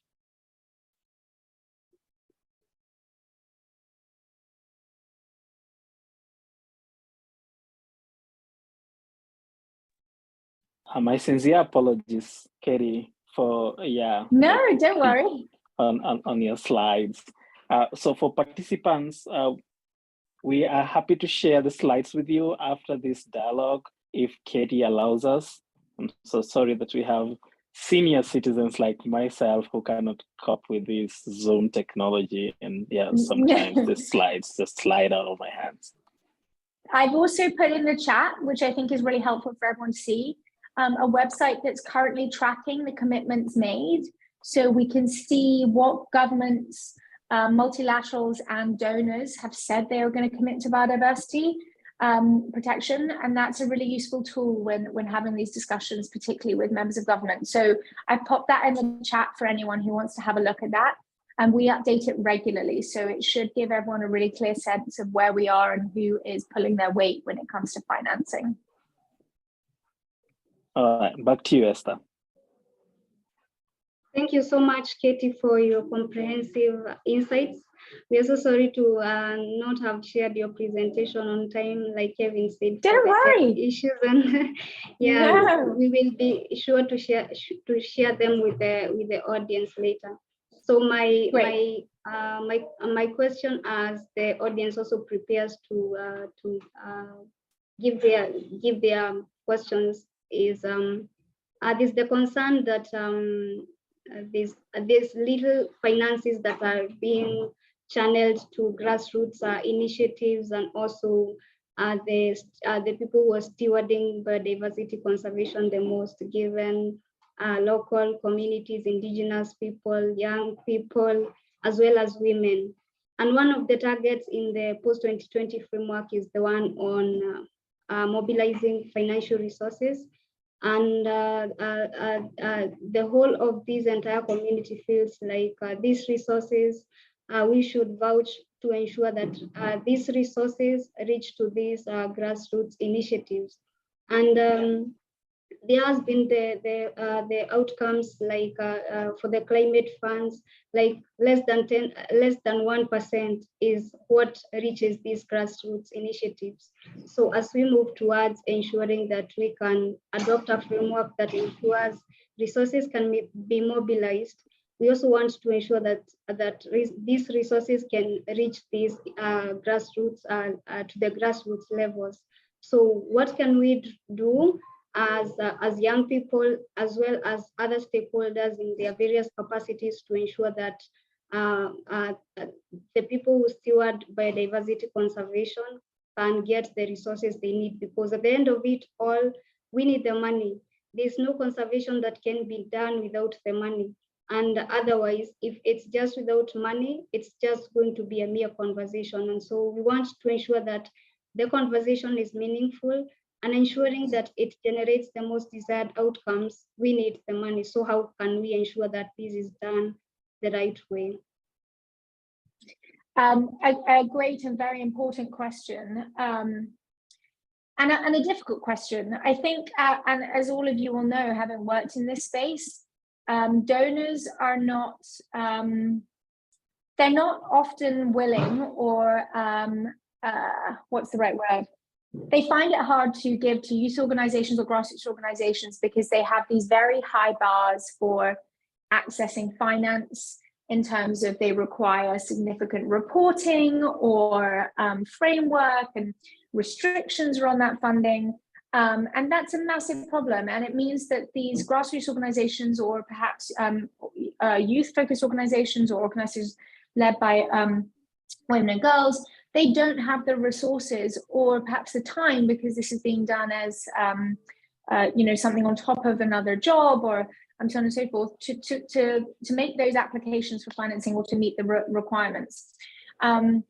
That's something that's difficult to overcome. I think it is changing, and there are more conversations happening around unrestricted financing, moving away from bilateral donations to direct financing to these groups, not least to ensure that there is more cost benefit per dollar spend. So I think it is getting a bit better. But in terms of how perhaps we on this call can start moving the needle on that, I think there are perhaps a number of things we can do. One, as I said, continuing to communicate as a coordinated voice.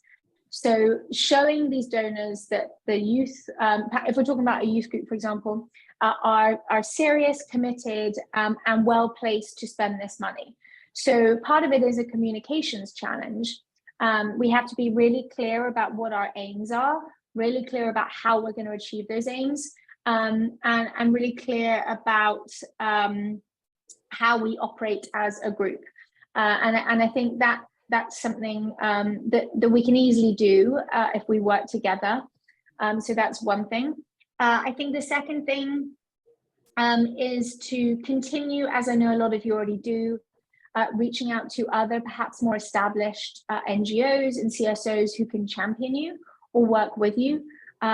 So I think Campaign for Nature, who I work for, have done a little bit of work with GYBN and the team, and sort of piggybacking on those perhaps more established NGOs is a good way for youth groups or minority groups to get a foot in the door when it comes to funding.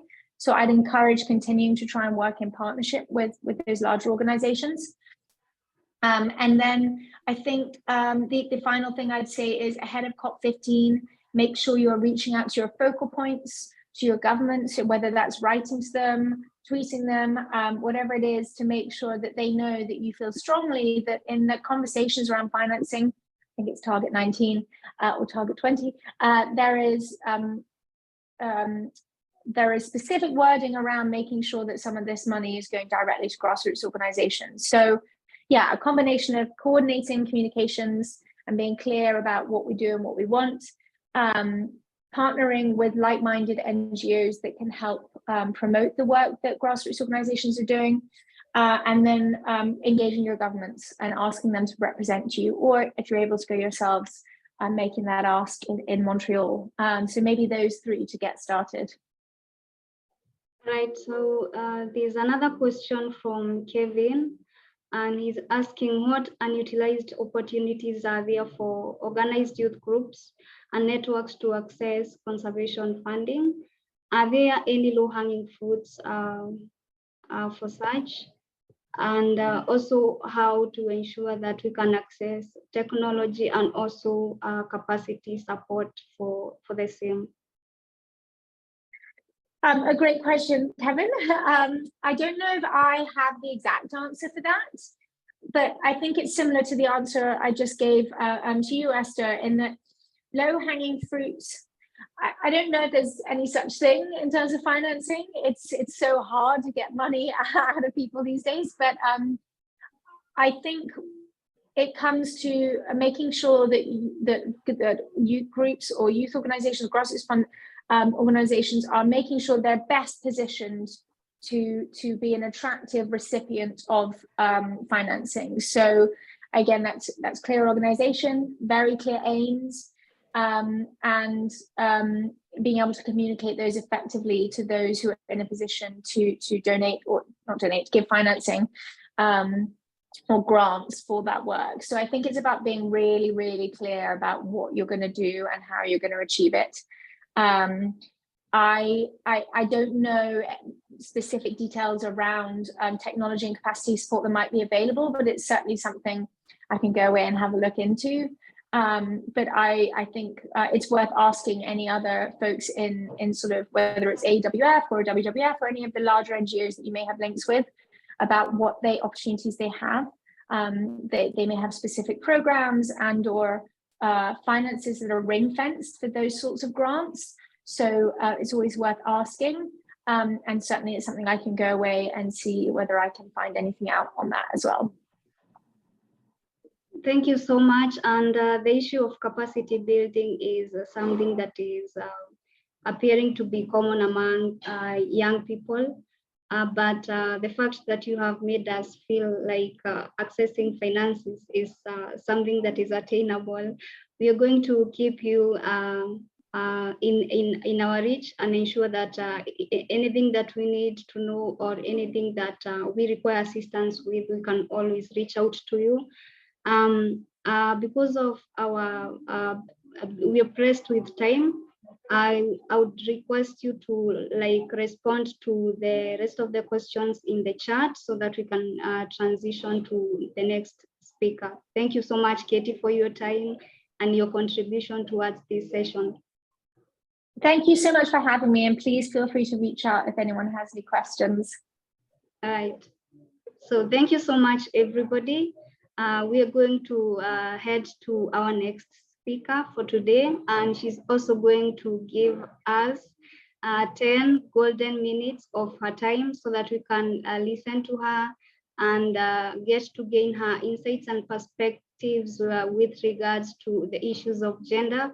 We know that this is something that is also on the high agenda, in as much as the conversations of biodiversity and area-based conservation, as well as the negotiations that are upcoming in Montreal in December are concerned. So we're going to be listening to Sharon Ruthia. Just give me a moment so that I can let us know who she is and the amazing things that she does. Sorry.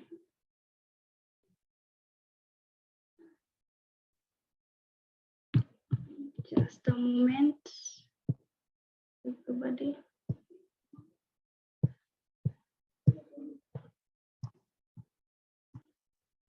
So Sharon Ruthia Nyambura is an advocate of the High Court of Kenya and is currently supporting Women for Biodiversity as a policy associate to advance and strengthen its work in Africa in building networks and alliances. Sharon has an LLB degree from Kenyatta University and a diploma in law at the Kenya School of Law. Sharon is passionate about working towards achieving a world where women and girls' rights and freedoms are protected zealously. She has worked in education and awareness and has worked in addressing gender-based violence against women and girls in the informal settlements in Nairobi. With her legal background and experience gained over the years, including starting as an intern at Women for Biodiversity in 2021, her goal has been to work in sharing and strengthening women and girls' fundamental rights, in ensuring their rights and their sustainable practices in conservation of biodiversity both are recognized at national and international levels. So thank you so much. And Sharon, the floor is yours. I can share your presentation. All right. Yeah. Can you hear me? Yes, we can hear you, Sharon. Okay, thank you.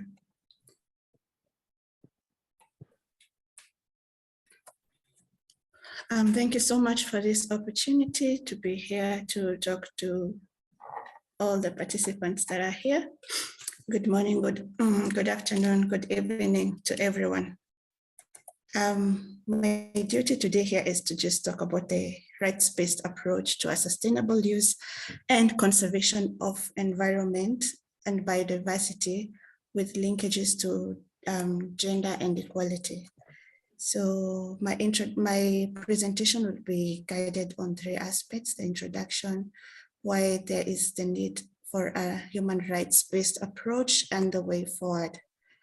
So the human rights-based approach is basically a conceptual framework for the process of human development that is normally based on international human rights standards and operationally direct to promoting and protecting human rights. A human rights-based approach in biodiversity therefore means the policies, governance, and management do not violate human rights, and that those who are implementing such policies actively seek ways to support and promote human rights in their design and implementation. And so therefore, a human rights-based approach system creates or develops the capacity of duty bearers, for instance, the government, to meet their obligations and encourages right holders such as us, its citizens, to claim our rights. And therefore the governments have the obligation to respect, protect, and fulfill every right to its citizens. We are going to look at the principles that govern a human rights-based approach system, and they include participation, accountability, non-discrimination and equality, empowerment, and legality. Participation basically means that every person has the right to participate in decision makings on matters that affect their human rights. This participation must be active, free, and meaningful, and give attention to issues of accessibility, including access to information in a form and language which can be understood by every person. For accountability requires effective monitoring of compliance with human rights standards and achievement of human rights goals, as well as effective remedies for human rights breaches. For accountability to be effective, there must be appropriate laws, policies, institutions, administrative procedures, and mechanisms of redress in order to secure these human rights. Non-discrimination and equality. A human rights-based approach system means that all forms of discrimination in the realization of these rights must be prohibited, prevented, and eliminated. It also means that priority should be given to the people of the most marginalized or vulnerable situations, including women, girls, the youths, persons with disability, who face the biggest barriers to realization of these rights. Empowerment. Empowerment is a right that is entitled to everyone to claim and exercise their rights and freedoms. So individuals and communities need to be able to understand their rights. That is where sensitization comes in, and participation to fully in the development of policies and practices which affect their lives. And the last principle is legality. Legality means that a human rights-based approach system requires that the law recognizes these fundamental human rights and freedoms as legally enforceable, and the law itself must be consistent with human rights principles. So why the rights-based approach system? Why should we have the system in the post-2020 global biodiversity framework? We need to understand that human rights are fundamental to conserving nature and to ensuring that nature conservation advances wider sustainable development goals. Environmental actions must fully integrate, recognize, and respect human rights, more so by overcoming social inequalities and enabling the agency and the vast contribution of indigenous people, local communities, women, and the youth. In a very recent landmark decision by the United Nations Human Rights Council, through resolution adopted in October, they formally recognized that access to safe, clean, healthy, and sustainable environment is itself a human right. Could you please go to the next slides and the way forward now? So the way forward, we all have to recognize as stakeholders that a human rights-based approach is extremely crucial to the successful implementation of the post-2020 global biodiversity framework. Indigenous people and local communities and women also protect and steward the vast majority of the world's biodiversity, and their rights must be identified and supported across the framework, including through recognition of the rights over lands, territories, resources, in area-based measures, in customary sustainable use, in traditional knowledge, and in full and effective participation.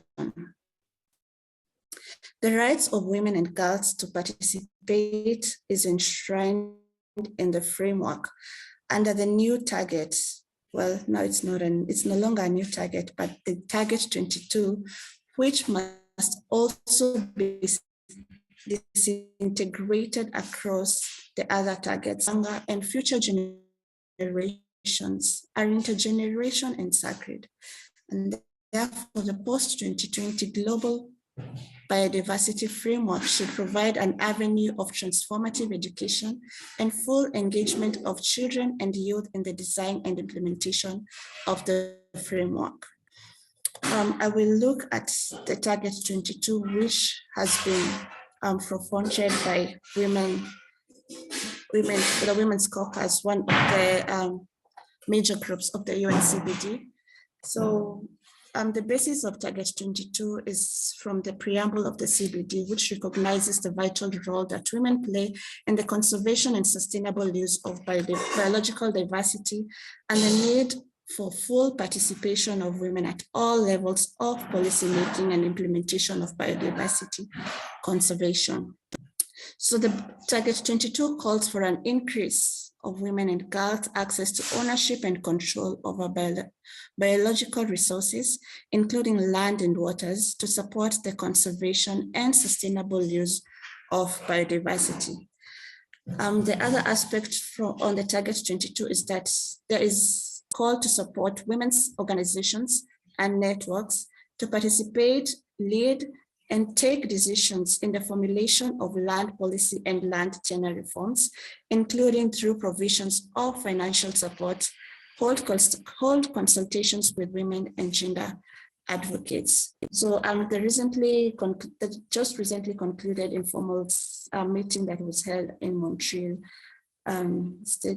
showed that the target 22 was streamlined based with the alternative text and merged with the original text as proposed by Costa Rica.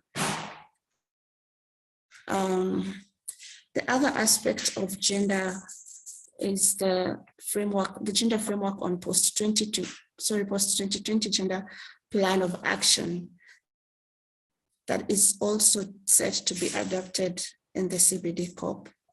So the gender plan of action is intended to align with the post-2020 global biodiversity framework. It's a call to parties to support coherent gender responsive implementation of the post-2020 global biodiversity framework through identifying synergies and drawing on relevant experiences from related processes.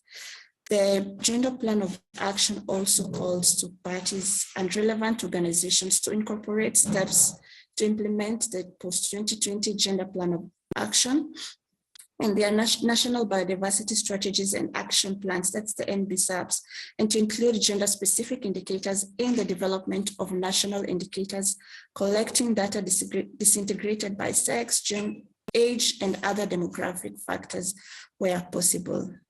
And therefore, in applying a human rights-based approach system to advancing gender equality in the conservation and sustainable use of biodiversity, and the fair and equitable sharing of genetic resources, international human rights instruments and mechanisms, including the CEDAW, calls to the other critical stakeholders to create and formulate gender responsive environmental actions that are benefit to both the people and the planet.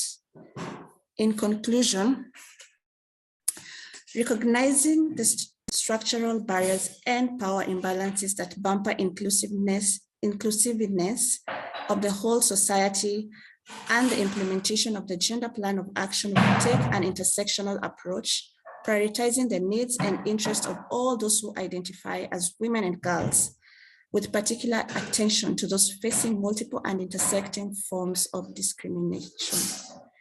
Also, there's a famous quote by Meghan Markle that says, "Women and girls already have their voices, and therefore it is just to amplify. We are just using these mechanisms to amplify their voices. And we cannot have a discussion about women and girls without also having men and boys included. And so we are called to ensure that the engagement of men and boys also to bring about a collaborative and supportive approach towards achieving gender equality in the conservation and sustainable use of biodiversity and the fair and equitable sharing of genetic resources. Thank you so much, Esther.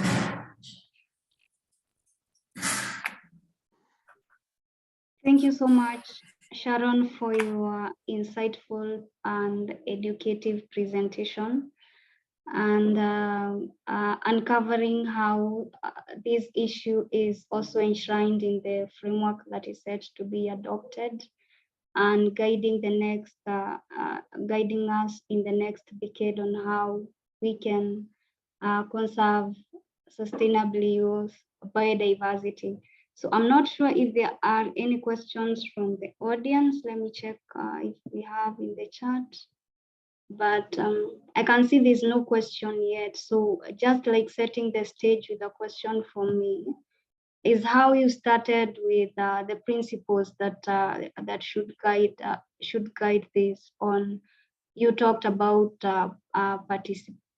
for it, it's supposed to be participatory, and also how you ended it with that quote. It's supposed to also engage men, engage the rest of the population, not just women.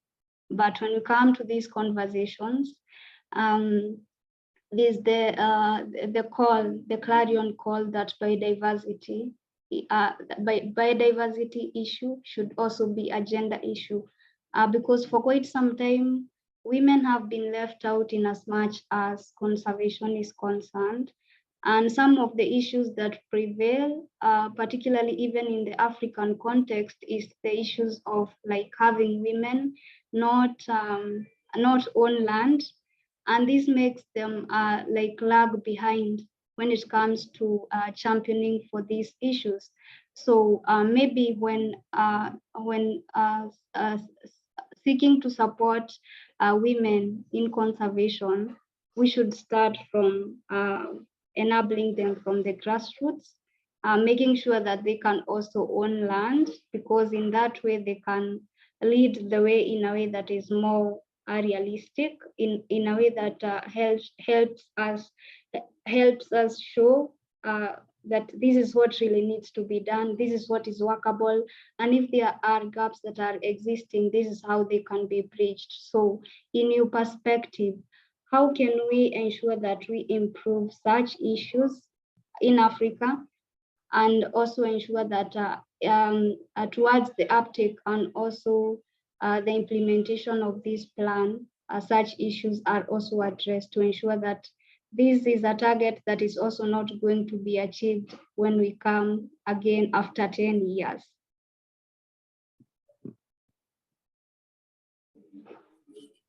Thank you so much, Esther, for that question. I think gender issue has been a progressive issue and has been gradually taking center stage in many conversations. And I think we also need to at least recognize that most countries have also taken the initiative to include women and girls' rights in their laws. For instance, Kenya has had a very progressive constitution where it has now explicitly taken care of issues such as non-discrimination, such as equality, rights, equal rights to women and girls in terms of ownership of land, in terms of also equal rights to succession matters, where historically girls and married women were not entitled to own property by the virtue of just being a girl. And so I think it is a progressive stage. It is in a progressive stage, and gradually we are now trying to see the transformation with the society, even in African states, that now women and girls are now in the forefront of decision making. They are in the forefront of taking part in initiatives such as also land conservation. If you go to some of the northern parts of the country, women are now taking the initiative of cultivating and also creating an avenue where their voices are heard, where they can give out their views and they are being heard. And so I don't think it's a one-step realization. It is something that is going to come gradual. And that is why such instruments like the Gender Plan of Action is calling to parties, the goodwill of parties, to implement the gender-sensitive aspects of the framework into their legislation, such that once the framework has been adopted in COP, going forward, parties are also now supposed to come up with frameworks that are gender sensitive, where they are now focusing on where women and girls, on rights of women and girls, participatory aspects. For example, women can take up political spaces or just participation in very fundamental legislations that involve them. And so it is a gradual process, but I think we are a step ahead because there is the goodwill of the parties. The gender target was really, for instance, accommodated by parties during the open-ended working group 4 that took place in Nairobi. And so I think parties are interested in this gender target, and it means that going forward, once it is adopted, we are going to see a progressive process. Yes. Thank you so much, Sharon, for your response with regards to that question. And we can attest to the great work that you have done in fighting for gender issues with the team at Women for Biodiversity. And thank you so much for your time. And we look forward to further engaging with you in the coming days. I'm not sure if the next question is really addressed to you because it seems to be a bit cross-cutting, but if you have any response, we request you to paste it in the chat, as well as the other speakers who have been in this workshop. So thank you so much for your time. And I'm going to return. Thank you so much. I'm going to return the session to Kevin. Thank you so much, everyone.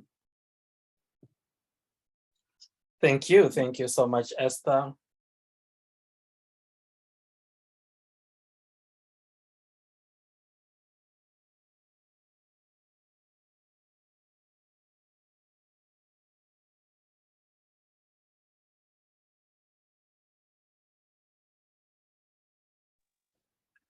Can you hear me, Esther?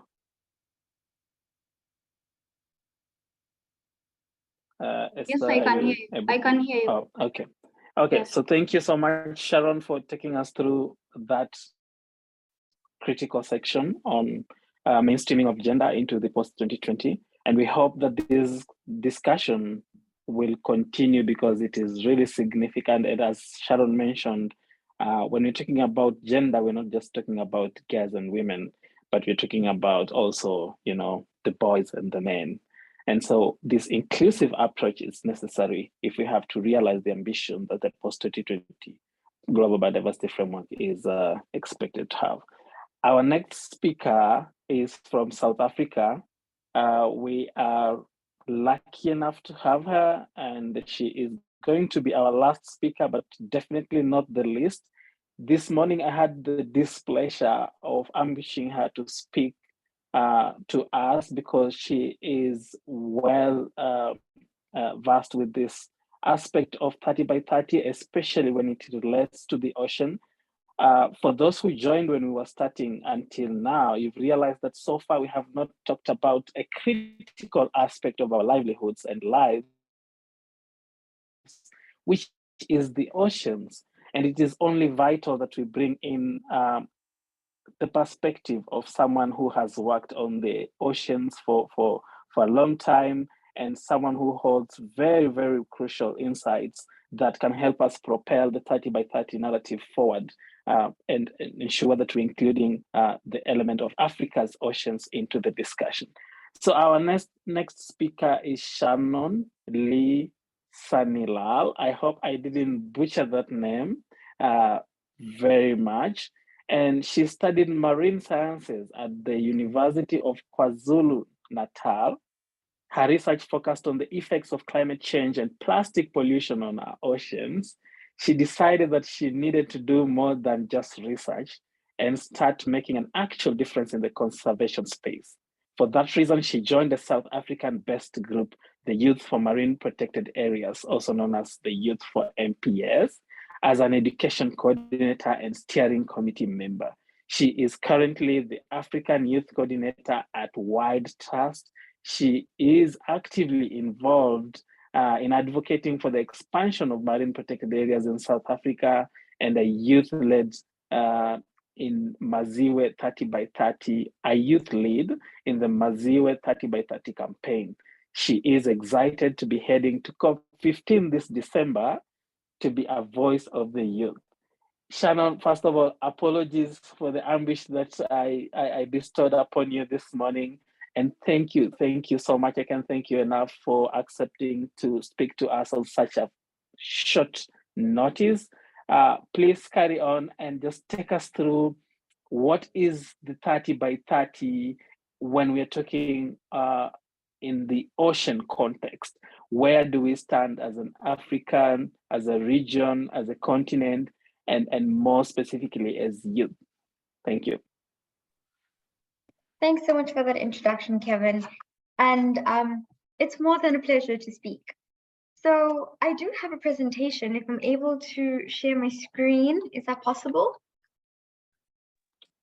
Oh yeah, I am a fossil myself here on Zoom, but I'll try to assign you the co-host role. Thank you. So I was ambushed, as you heard, this morning to please come and present. And I was a bit in a panic because I didn't have a presentation ready. But thankfully, my lovely, lovely colleague, Samantha Hofmeyer, had a presentation ready, but unfortunately, she wasn't able to speak. So I will be presenting her presentation today. Perfect. Thanks to Sam. Are you able to share your screen now? Yes, I am. Great. Well, the floor of Zoom is all yours. Okay, cool. I'm going to get going now.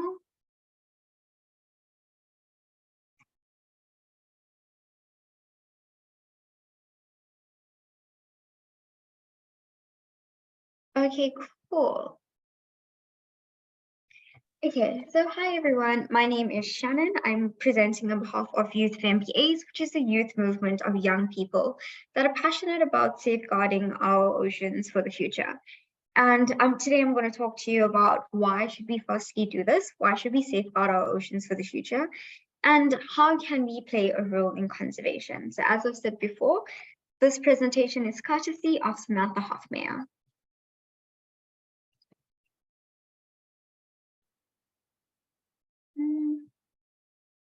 There we go. So ecosystems are protecting water quality by removing pollutants and removing nutrients that cause algal blooms. And they help maintain species and genetic biodiversity to help our ecosystems adapt to climate change and other changes. Our marine biodiversity also offers us a whole host of ecosystem services that without we would not be able to exist on this planet. And it also homes a ton of our marine creatures. It also gives us a cultural heritage, and the sea is a place of cleansing and spiritual renewal for many people. So keeping coastal areas healthy provides resilience in ecosystems. It armors our shorelines. Healthy shorelines protect and buffer coastal communities and infrastructure from extreme weather and sea levels. And just to give you guys a small insight on why this is so important, is in 2017, along the western coast of Africa, 13,000 people lost their lives due to flooding and coastal erosion. That is a lot of people. So moving on, the next one is fishery sustainability. We have fishing and spawning nurseries that we need to protect. And if we protect these with the adequate amount of protection, we will be able to ensure food security for the future generations to come.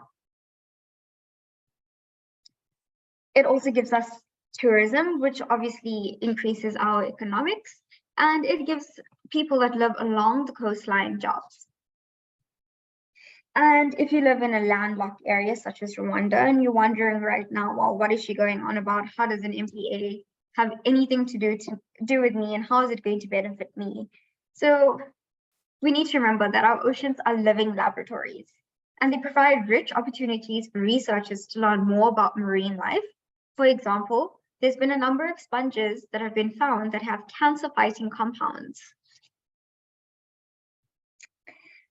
Rainforests are responsible for only 1/3 of the world's oxygen, and the ocean is responsible for 70% of the oxygen that we breathe.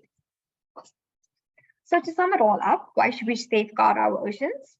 So if we keep marine ecosystems working properly and protect the range of species living there, ultimately we'll be helping people to benefit from the ocean and ensuring life goes on.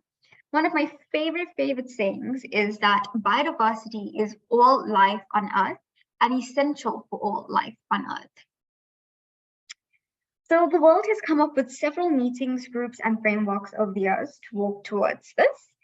And in 2015, the United Nations created 17 sustainable biodiversity goals. And every year there's a progress report, which is based on the Global Indicator Framework or data from the national and regional systems. So we're just going to go through a few of them. So particularly, we're looking at goal 14, and that focuses on healthy oceans and seas, and they're essential to our existence and cover 7% of the planet. And we have managed to do tremendous damage to these and our precious resources. So over the years, fish stocks have been depleted, and now 1/3 of the world's assessed fisheries are being pushed beyond their biological limits. I don't need to even get started on marine pollution. I'm sure that all of us can see what's happening to the ocean with plastic, polystyrene. It's just getting worse. And then we have the global warming and climate change that are affecting our ecosystems, our sea levels, and our weather patterns, and that's wreaking havoc when it comes to our climate and for biodiversity.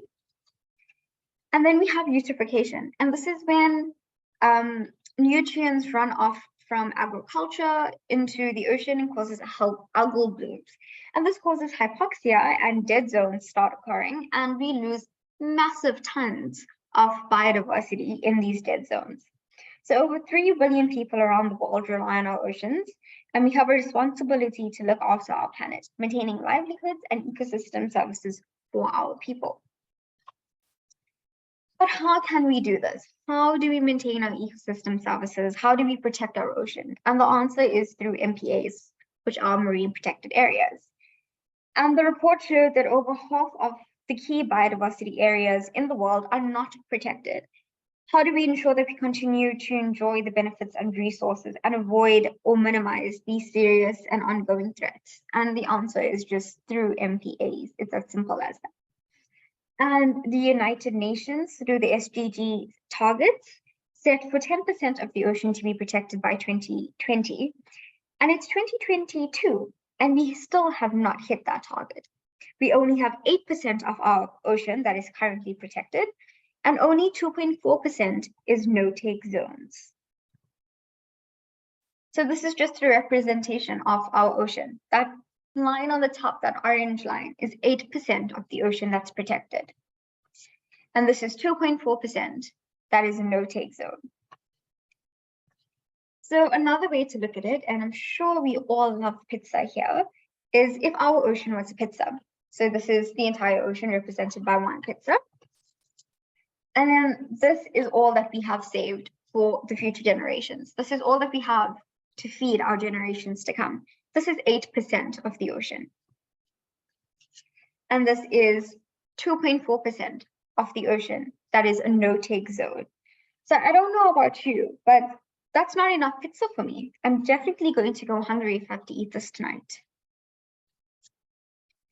And do you think that the space that we're currently protecting covers all of the habitats in our ocean? We have many, many habitats. I don't think it even touches the surface. So now I'm going to tell you a little story about South Africa. So South Africa has a rich biodiversity along the coastal regions and in our oceanic ecosystems. And the warm Indian Ocean meets the cold Atlantic Ocean, and the Southern Ocean crosses along the coast. And in the past, marine spaces in South Africa were protected through 25 MPAs, and that only covered 0.4% of the total ocean space. And only 0.16% of that was a no-take zone. So this led to ideas running in people's heads, and they had decided, okay, well, if we secure our ocean, then we're pretty sure we can secure our economy. So what they decided to do was come up with an operation called Operation Bikisa, and this would fast-track economic growth through marine protected areas. The conservationists, scientists, and government met and said, okay, one of the best ways we can do this is to expand MPAs in South Africa. And in 2019, we had reached a total of 5% marine protected areas, and we had an additional 20 MPAs that were announced. So that took us up to 43% of 43 marine protected areas. So where do youth come in? This is where we come in right now. So we've been a pivotal point in this process and engaging with government to ensure that their voices are heard in advocating for increased ocean protection of our oceans. And the Youth for MPAs is a youth-led organization that was formed in 2018 with an aim to advocate for the proclamation and expansion of MPAs. And this is proudly supported by Wild Trust. In 2018, we worked closely with the Only Eat This Much campaign, or Ocean Impact campaign, along with government and NGOs to achieve that 5% protection. We also wrote many letters to our government stating that we're not happy that oil and gas companies are allowed to come in and to wreak havoc on our shores. And we also wrote a letter saying that we need to protect our oceans a little bit more. So here's a demonstration that we put together, and it was a protest against oil and gas. What is important to note here is that a march may not always be the right answer to raising the voice of youth, and in this case, it worked for us. But it's important to understand what message will reach your target audience and the positive and assertive way to do it. So in addition to this, I know that a lot of people are like, what about Indigenous communities? You guys have just went and had a whole lot of new MPAs put into place, but did you guys actually address Indigenous communities? And the answer is yes. So Wild Trust, together with Youth for MPAs, went to Indigenous communities and a whole lot of coastal communities and had engagements with them regarding MPAs. So we had firstly listened to what they had to say and listen to their genuine concerns and see how we can put that into an MPA that was made with people in mind. And through that, we've had active participation with communities and that are now seeing the rewards of our MPAs. So just to touch a bit more on what Youth for MPAs has done is we hosted the first African Youth Summit ever. And we had over 500 attendees from 18 African countries. So before I go on, just a few things that you need to be mindful of is that when you are advocating for a cause, you need to be educated on it, and your task team and your network need to be educated on that task beforehand. You need to be clear as to who your audience is. In our case, it's the South African government. You need to be respectful in the way that you address them, and there are many ways to highlight an issue and bring it to the table.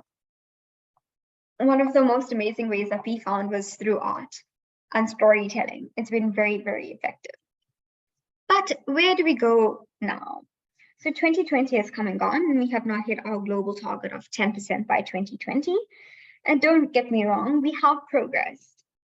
But it's not because countries don't want to contribute. Sometimes it's because other countries have not come up with the right funding to allow developing countries to fast track MPAs or protected areas in their country. So what now? So what they've done is they've made a new goal, 30 by 30. And this says that 30% of our planet needs to be protected by the year 2030 in order to ensure that we do not lose any more biodiversity that's currently being lost. So 30% conservation goal was chosen by scientists because it's a level that gives the planet a chance to recover and could protect millions of species from extinction. So a coalition of 60 countries are now proposing 30 by 30 target, which will be introduced in the CBD COP15 this year. So this is a map that was created by some scientists in South Africa in support of the 30 by 30. And what's really important is to take into consideration indigenous communities, fishing communities, and people. And what this map has done is they have basically, the authors of this map have basically gone to the communities and spoken to them and asked them, what species do you need to be protected? What catch limits do we need to put onto these species? How can we basically help you and ensure that your food security and your livelihood is not affected? So this map is created taking into account habitats, species, fisheries, oil and gas, and all other stakeholders, including indigenous communities. So I won't pretend to know much about the history of MPAs in Africa, but from a brief overview of my understanding of MPAs in South Africa, I'm sure it applies further into Africa as well. And people mistrusted the ideas of MPAs as they seem to be restrictive to humans, and this is because they haven't always taken people into account. But this is changing now. And in South Africa, lessons have been learned, and engagement and inclusion is being considered and a fundamental step in decision-making now. So let's look at Africa. The blue on this map indicates MPAs. GYBN has a great example in this movement. Since announcing its new MPA network in 2014, the country has created 20 marine protected areas, increasing protection from less than 1% to 26%. Madagascar is using locally managed marine areas to empower its communities, and Seychelles has restructured its debt for marine conservation, and the first world is doing this too.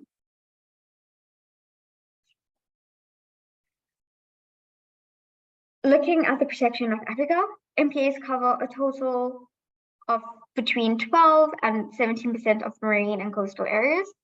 So African future generations have the hope of only 17% of our oceans. So only 17% of our ocean right now would be able to feed us. So call to action.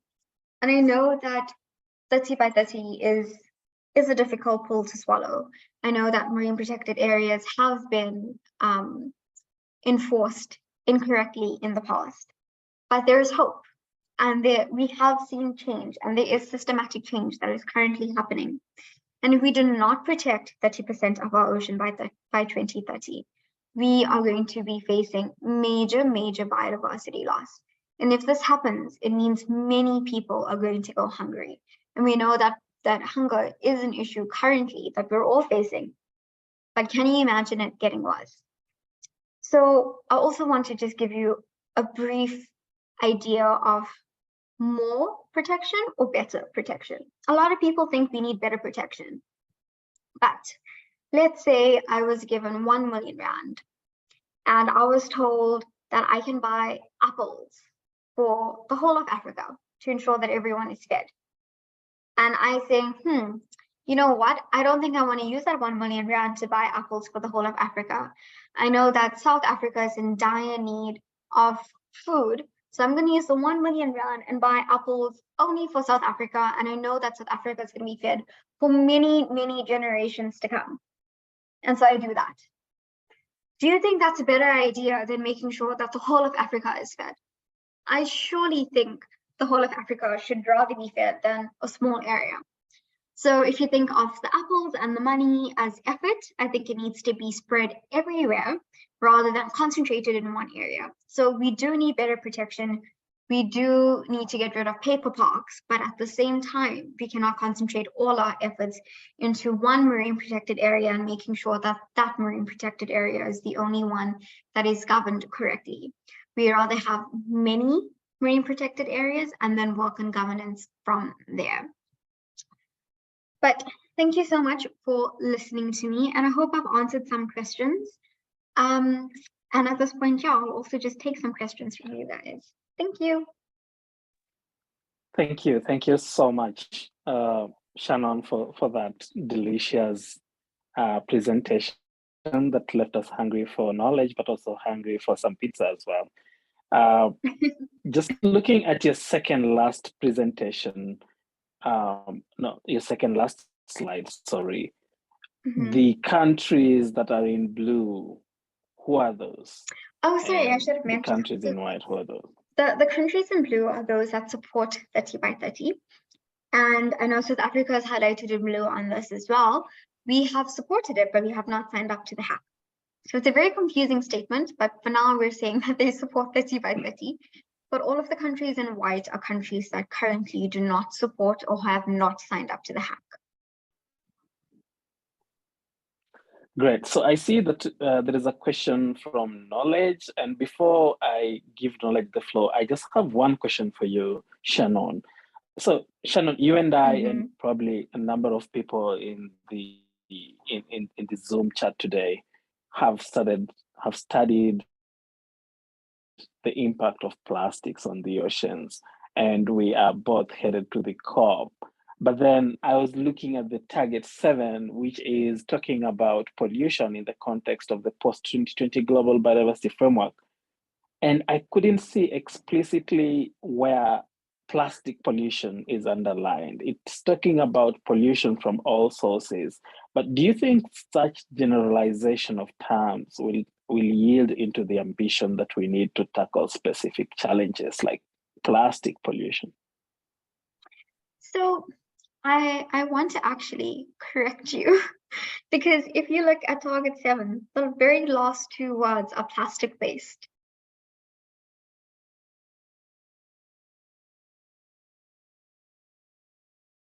Have you seen that? Oh, my apologies. I was actually looking at the older, not revised version of the draft of the post-2020. And so do you think that, okay, then I can rephrase my question to, do you think this will be sustained through the discussions of the COP15, that plastic pollution will remain explicitly targeted as, a source of, marine pollution in general? Or do you think, because before the COP15, there's gonna be a discussion on the during the open-ended working group 5 meeting, right? So, yes. and with that discussion comes the possibility of some elements of the draft being removed, or some being altered, or some being added, or stuff like that. So do you think we should sustain that text as it is? So I think plastic pollution is something that definitely needs to be included. I don't think there's an option when it comes to that. Most of our oceans being damaged through plastic pollution. And the scary thing is though my research was basically in plastic pollution. But if you take a fish out of the ocean right now and you dissect it and you dissolve it in acid, and then you look at the microplastics that are in that fish, you will find that this microplastics, not only in the gut of the fish, but also in the flesh, so the part that we eat, which means that we will now be consuming microplastics. And I know a recent study has shown that there's microplastics in human blood. And I mean, it's not surprising when we look at the amount of plastic that is in our ocean. And if you look at many, many countries in Africa, they depend on fish as their main food, basically, right? So I think we really need to include plastic pollution. And I am attending the open-ended working group 5, and if I do get a chance to speak on it, that is definitely something that I will say that needs to be included. But with that, I would also like to just say that we are currently decreasing the amount of plastic that enters the ocean. And this is through some countries banning single-use plastics. So as much as we have a lot of plastic in our ocean, but it's safe to say that we have reduced the amount that has been entering the ocean over the last 2 years.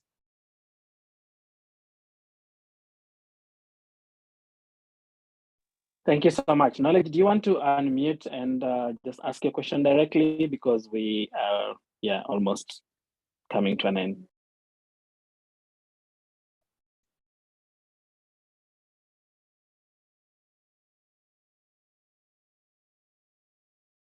Knowledge, your hand is up. Yeah. All right, Knowledge. Oh, there you go. Please carry on. Yeah, so my question is to do with quality. She gave an example to say you've got an opportunity to buy 1 million apples to distribute across Africa. And you specifically know that there may be no need for you to give apples to South Africa, considering its economic and Egypt, for example. But you may even focus on Ethiopia because that's where the need is. I'll try to let it back to conservation to say, we have seen that, for example, in Zimbabwe, we're even failing to protect the 27% that we have in terms of capacity to protect, to man the areas, to even improve on the populations. Does she think in increasing to say maybe at 40% will actually improve the quality of conservation, or will actually lose more because we now have to spread our resources on a small scale, on the, in terms of a bigger space, but resources are limited kind of approach? Thank you. Thank you. So I will request. Oh, sorry, Shannon, continue. I request that we take the other question, then you answer them both at a go, because Franklin also has a question. So yeah, Franklin. Yeah, thank you. The presentations is good. I really appreciate the presentation and with the real life experience that is formed within it. But this is not really a direct question, it's a conscience to, or it's something we all need to think about. Like she said, protecting one area is key, but you also need to consider that there are other areas that also will be in danger, though there will be a need somewhere more than the other. So I'm thinking, like, what can we do now we are forming ourselves in these kinds of network? What are things that can be done, seeking that we collaboratively work in solving these problems? Do you have other plan, or what are something now you are going for the COP15? What are those things that you carry most, especially for young people effort towards getting a clean ocean, and not just the ocean, but other, marine areas that will also be affected by these kinds of plastic? Because those who are closer to the ocean will squarely look at the ocean, but there are other river, lakes, and stream, creek that have been polluted with these kinds of plastic as well. So what are those efforts that we can all put together as young people, or what can we push now to see into it that we all work together in moving forward? Thank you. Thank you. Okay, so Knowledge, I absolutely love your question. And it is a real issue, is resources. How do we maintain our resources, but also just spread them out to ensure that our oceans are protected? And I think what's really, really important to remember is that a lot of the stuff that we're facing are systematic issues, and it's something that our government needs to address. So we've had a similar situation here in South Africa where we've had an expansion of MPAs, but then we don't have the manpower to actually govern them. So what we've done is, like, through some of the companies here in my province, we've created more jobs so that people can go out and man the areas correctly. And they don't need to be university educated. They don't even need to finish high school in that case.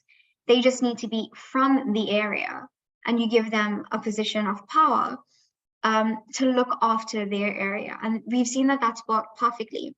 For instance, down in the Cape side, so that's on the west coast of South Africa, they have employed people in the province basically as fishing guides. And when people come into their area and want to catch fish, they have to hire one of the fishing guides to go with them to tell them, okay, you can keep this fish, you're not allowed to keep that fish, that species is not allowed, this is undersized. And in Ismangaliso, which is in my province, but further up, we've taken everyday and ordinary people that did not have jobs and could not actually look after their families, and we've trained them in turtle monitoring. And so we've taken everyday ordinary people and we've given them the ability to protect their own area.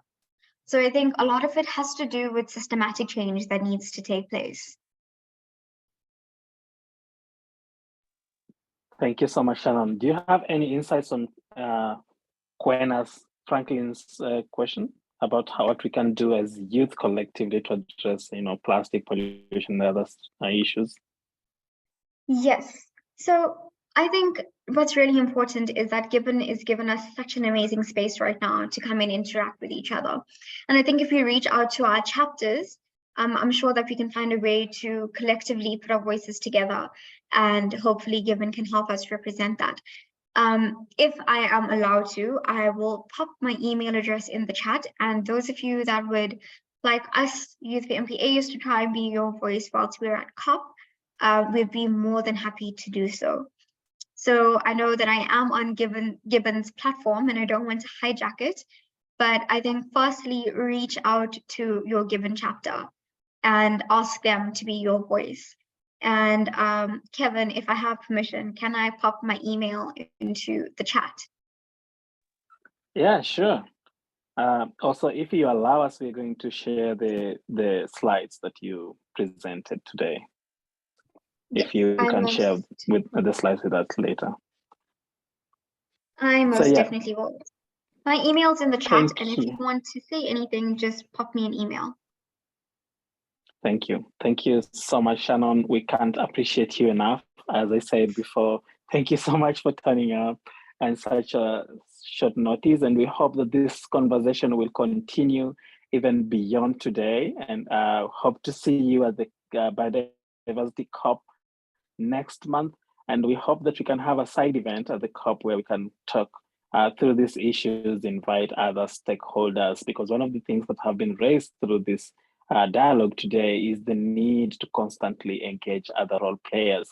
As you mentioned, most of the issues that we're trying to tackle at the grassroots level are systemic, and so we need to bring all actors together to ensure that we are on the same page and we are working and pulling towards the same direction. Thank you so much. At this point, we are transitioning to our very, very last session of the day. Esther will help us to share the campaign website.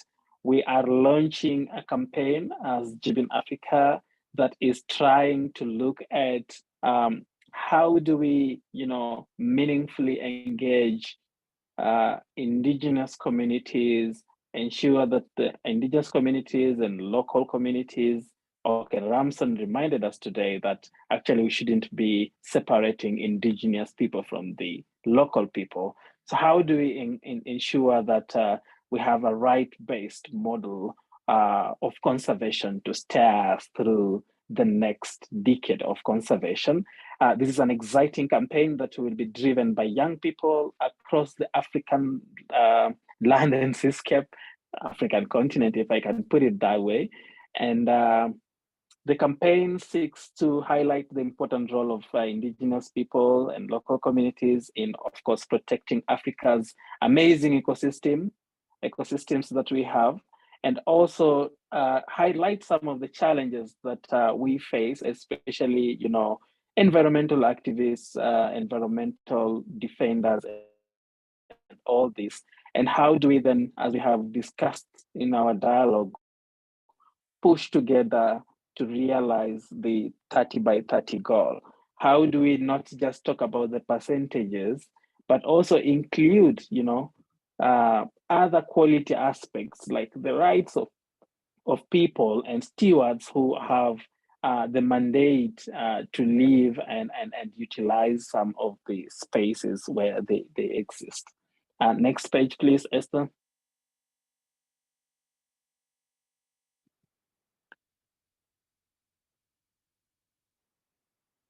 Okay, yeah, so you can participate in this campaign in several ways.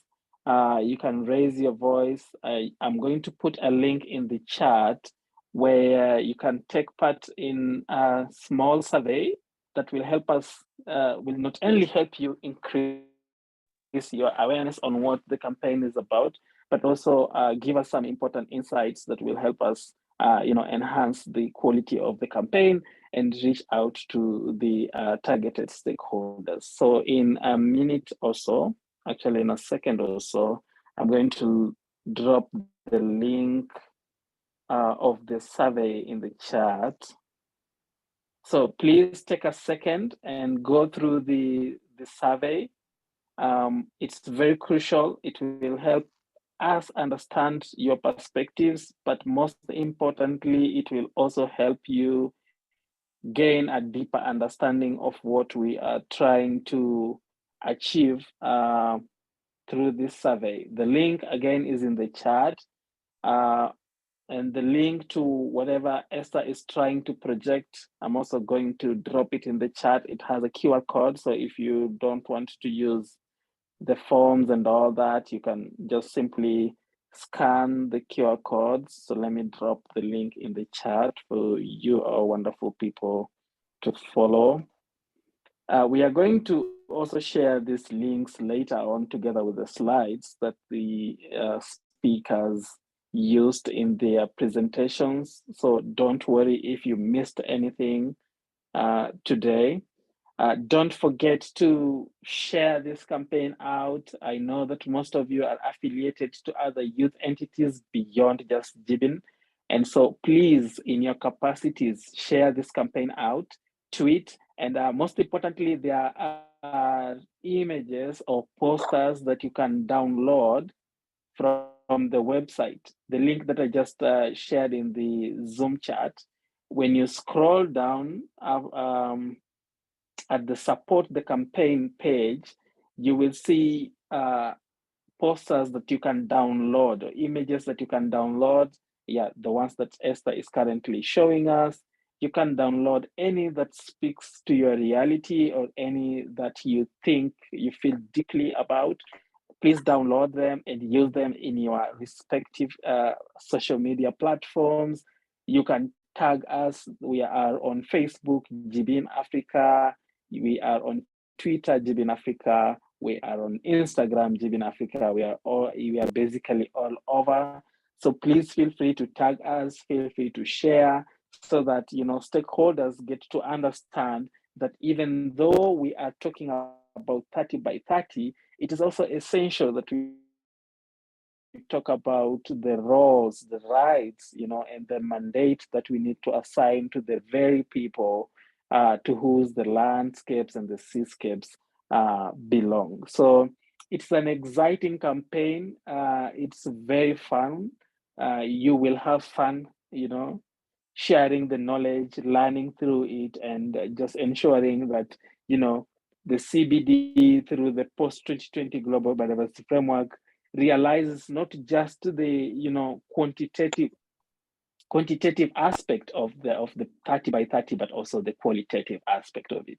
So with those, very many words, I wish to launch this campaign, and as the co coordinator of GYBN Africa, officially, declare the campaign running.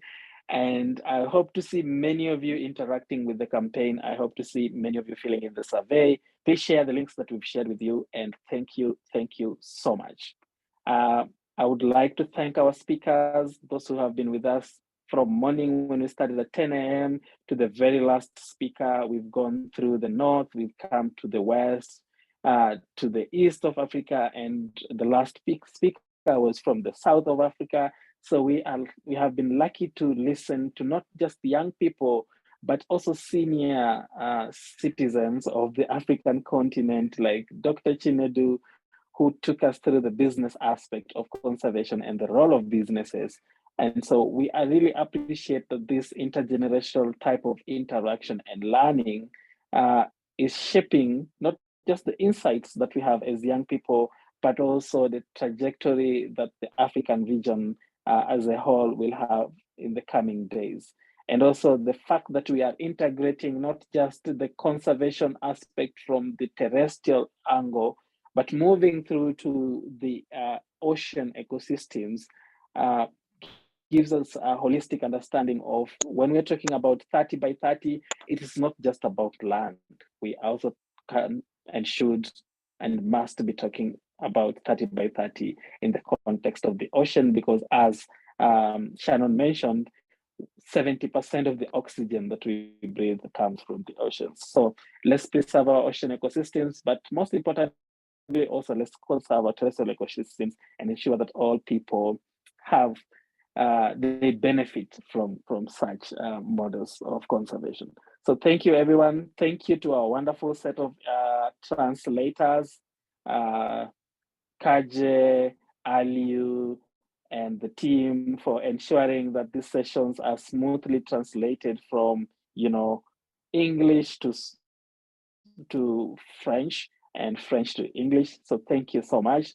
Thank you to our wonderful group of moderators as well, Esther, Irene, for taking us through this, sessions very smoothly. And most importantly, to our rapporteurs, Phoebe and the team, thank you for noting all that we were discussing down. We hope that we are going to produce a wonderful report from these dialogues that we can share with, all who attended these sessions, but most importantly, the general public, so that we can get this word beyond the confines of a Zoom platform. For those who are attending the Climate COP, please keep in mind the discussions of today. They also stay relevant to the discussions along climate change. And for those who are preparing for the Biodiversity COP to happen later in the month or early next month in Canada, please also consider what we have learned today. So keep sharing, keep the discussions going, and thank you so much. Please have a great remainder of your morning, afternoon, or evening. Goodbye.